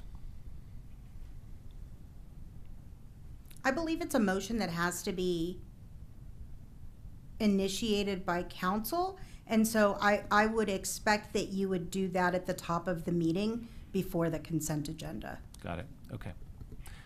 Thanks. Maybe we can check in at CAC on the specifics, but.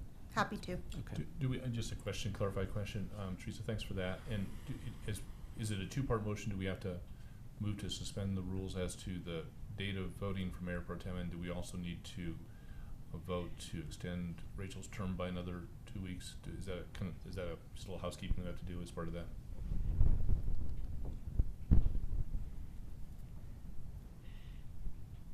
And you could I get think the back to best us. form of the motion would be to suspend the rules with respect to a particular section, and then name what specifically is being suspended. So that would be the date of the election and potentially the 1-year term of the Mayor Pro Tem. Great, thank you very much, appreciate it.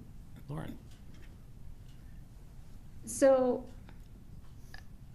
and this is coming up because we're at a point in the meeting where we cannot vote on this kind of a thing, right? Is that Teresa? No, you would not vote to suspend the rules until you are in the particular meeting at which you want to suspend them.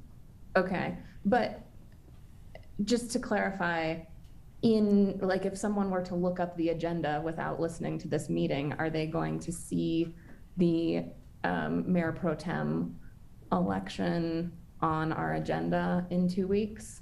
Yep, that's exactly right. And they will see a public hearing for it listed in 2 weeks. And so council could think about some kind of hotline or advanced communication in an effort to alert the public that they intend, if it's the will of council, that council intends to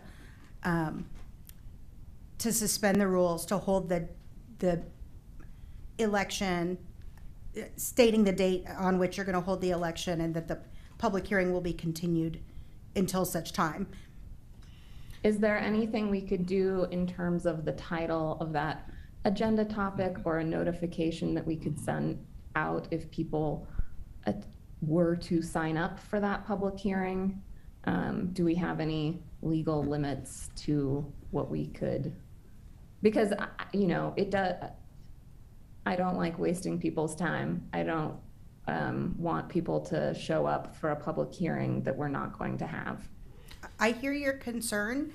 At the same time, I think we cannot assume the outcome of a vote. And so that's the tension here, right? Is that it would be inappropriate to assume the outcome of the vote to suspend the rules. So thanks for raising that, Lauren. So what I might suggest, Teresa, is that maybe think about this a little bit more tomorrow, and then we can talk about it at CAC on Monday and discuss the best kind of labeling of agenda items and communication strategy based on council feedback from tonight. That seems reasonable. Okay. Lauren, does that address as best we can what you were just raising? Okay. Rachel, and then well before we do that, do we even know though if there's like a straw poll of support for possibly not voting on the 17th? Because if there's not enough support for that, then maybe we wouldn't have to look at it, right? So I got not informal head nods from council that they were willing and interested in rescheduling to December 1st. Yeah, I'm getting like, can we get like a? Okay. Got it. I couldn't see it from the computer, maybe. Yeah, there's the in-person thing going on there. Okay, good. Well, seeing nothing else, I just want to thank Mark and Nicole for putting your hats in the ring for the potential of being sentenced to an entire year of 9 a.m. Monday morning meetings.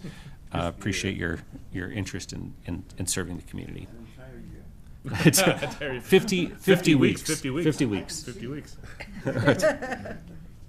Oh. All right. Last item. Yes, sir. That last item for tonight is our item 8B, and it is the check-in on ballot measure endorsement procedures. So, Nicole, would you like me to do this, or do you want to bring it up? Because this was your idea, actually, but I'm happy to take it if you would rather not. Yeah, go ahead.